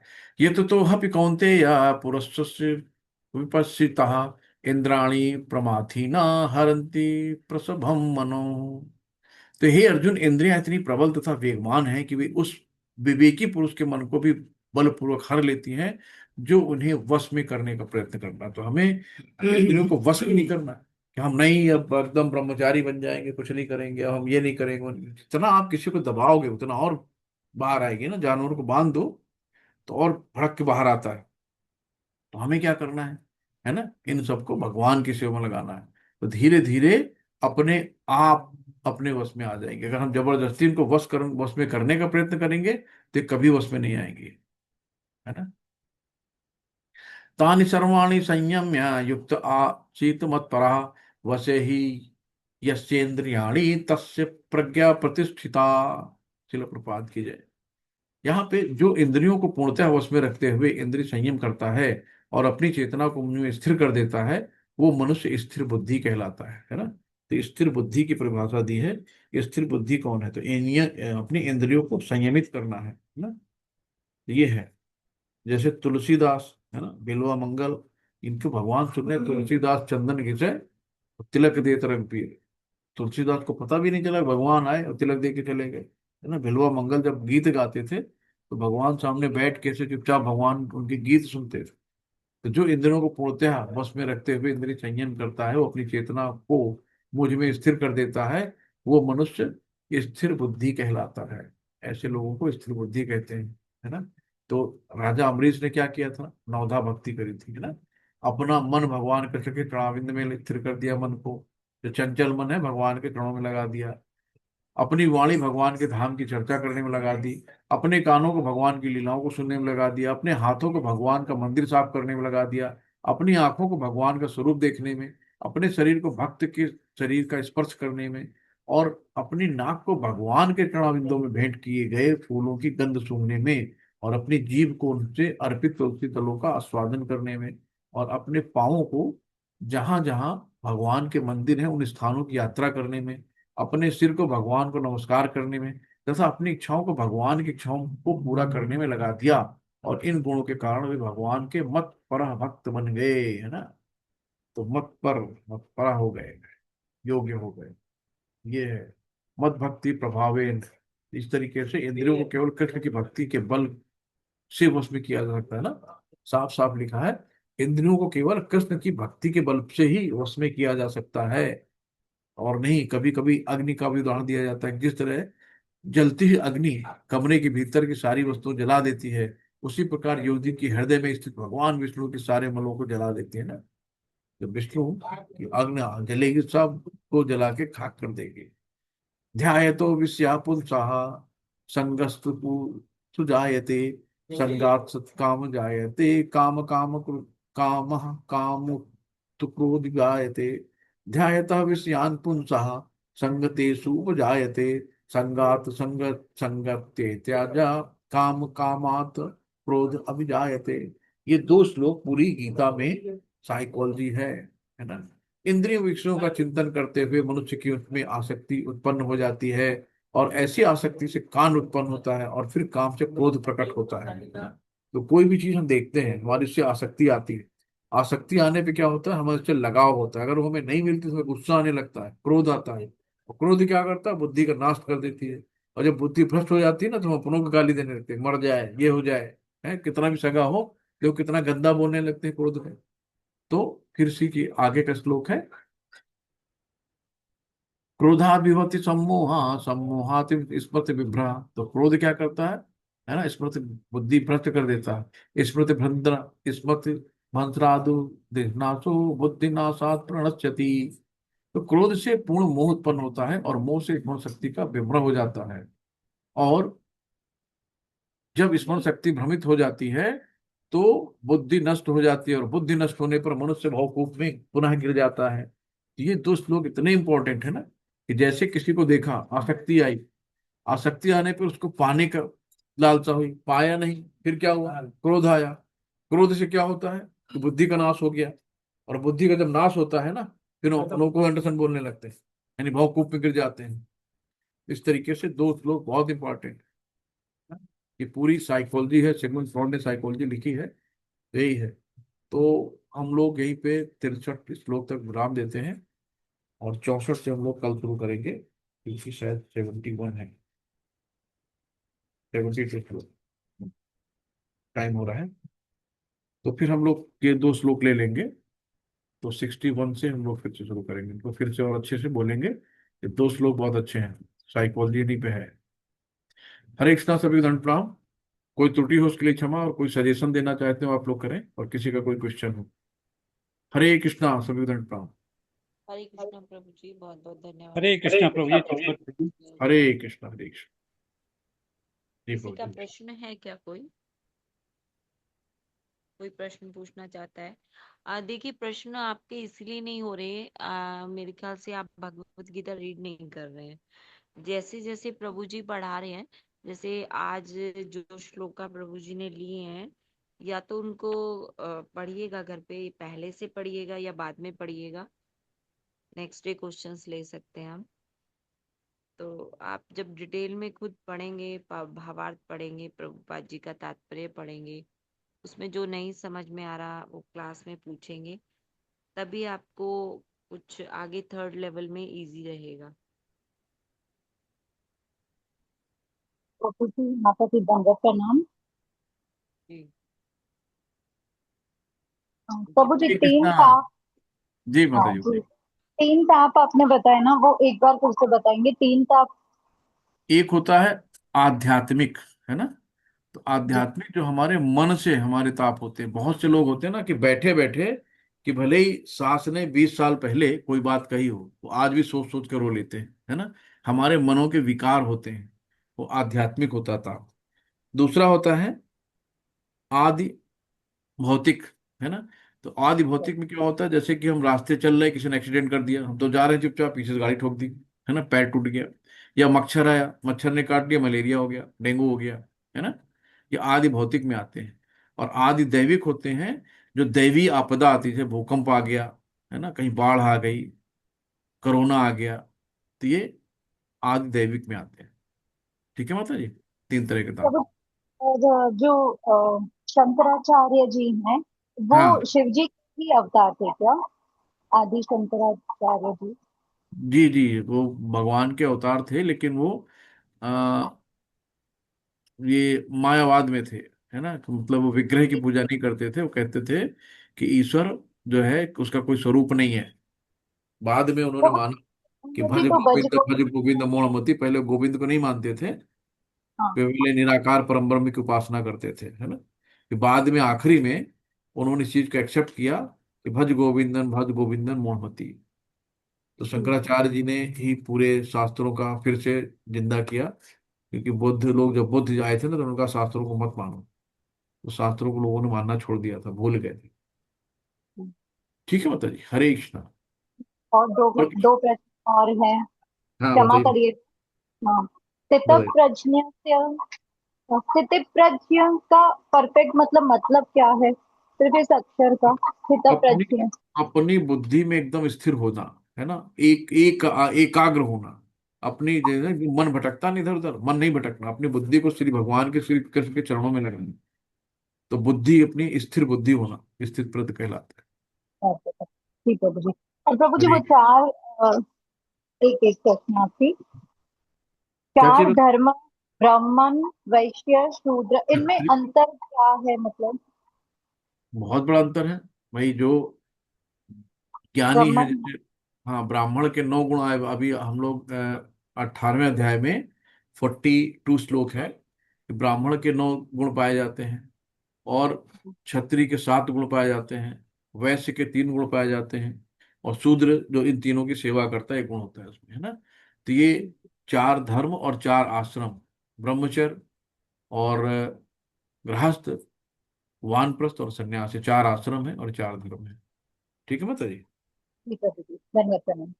हरे कृष्ण। जी पूछिए प्रभु जी। हरे कृष्ण।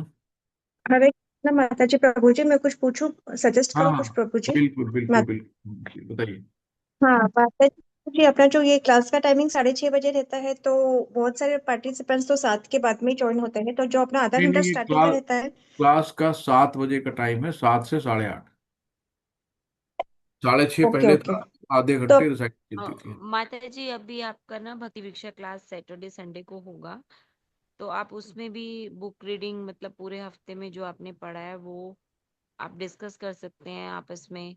कुछ नहीं समझ में आया, सभी अटेंडेंस कर सकते हैं। वाञ्छाकल्पतरुभ्यश्च कृपा सिंधुभ्येव च पतितानां पावनेभ्यो वैष्णवभ्यो नमो नमः।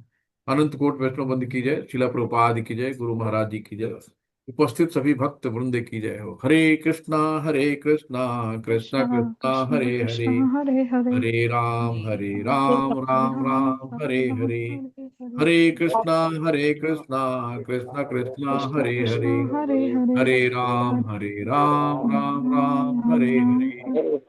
हरे हरे कृष्णा कृष्णा कृष्ण कृष्णा कृष्ण हरे हरे, हरे हरे, हरे राम राम राम हरे राम हरे। राम हरे हरे। हरे कृष्णा, सभी प्रणाम। कल मिलते हैं हम लोग। हरे कृष्णा प्रभु प्रभु जी, जी, हरे दंड कृष्णा प्रभु प्रणाम। जी। हरे हरे कृष्णा कृष्णा माता जी। हरे कृष्णा हरे कृष्णा। धन्यवाद।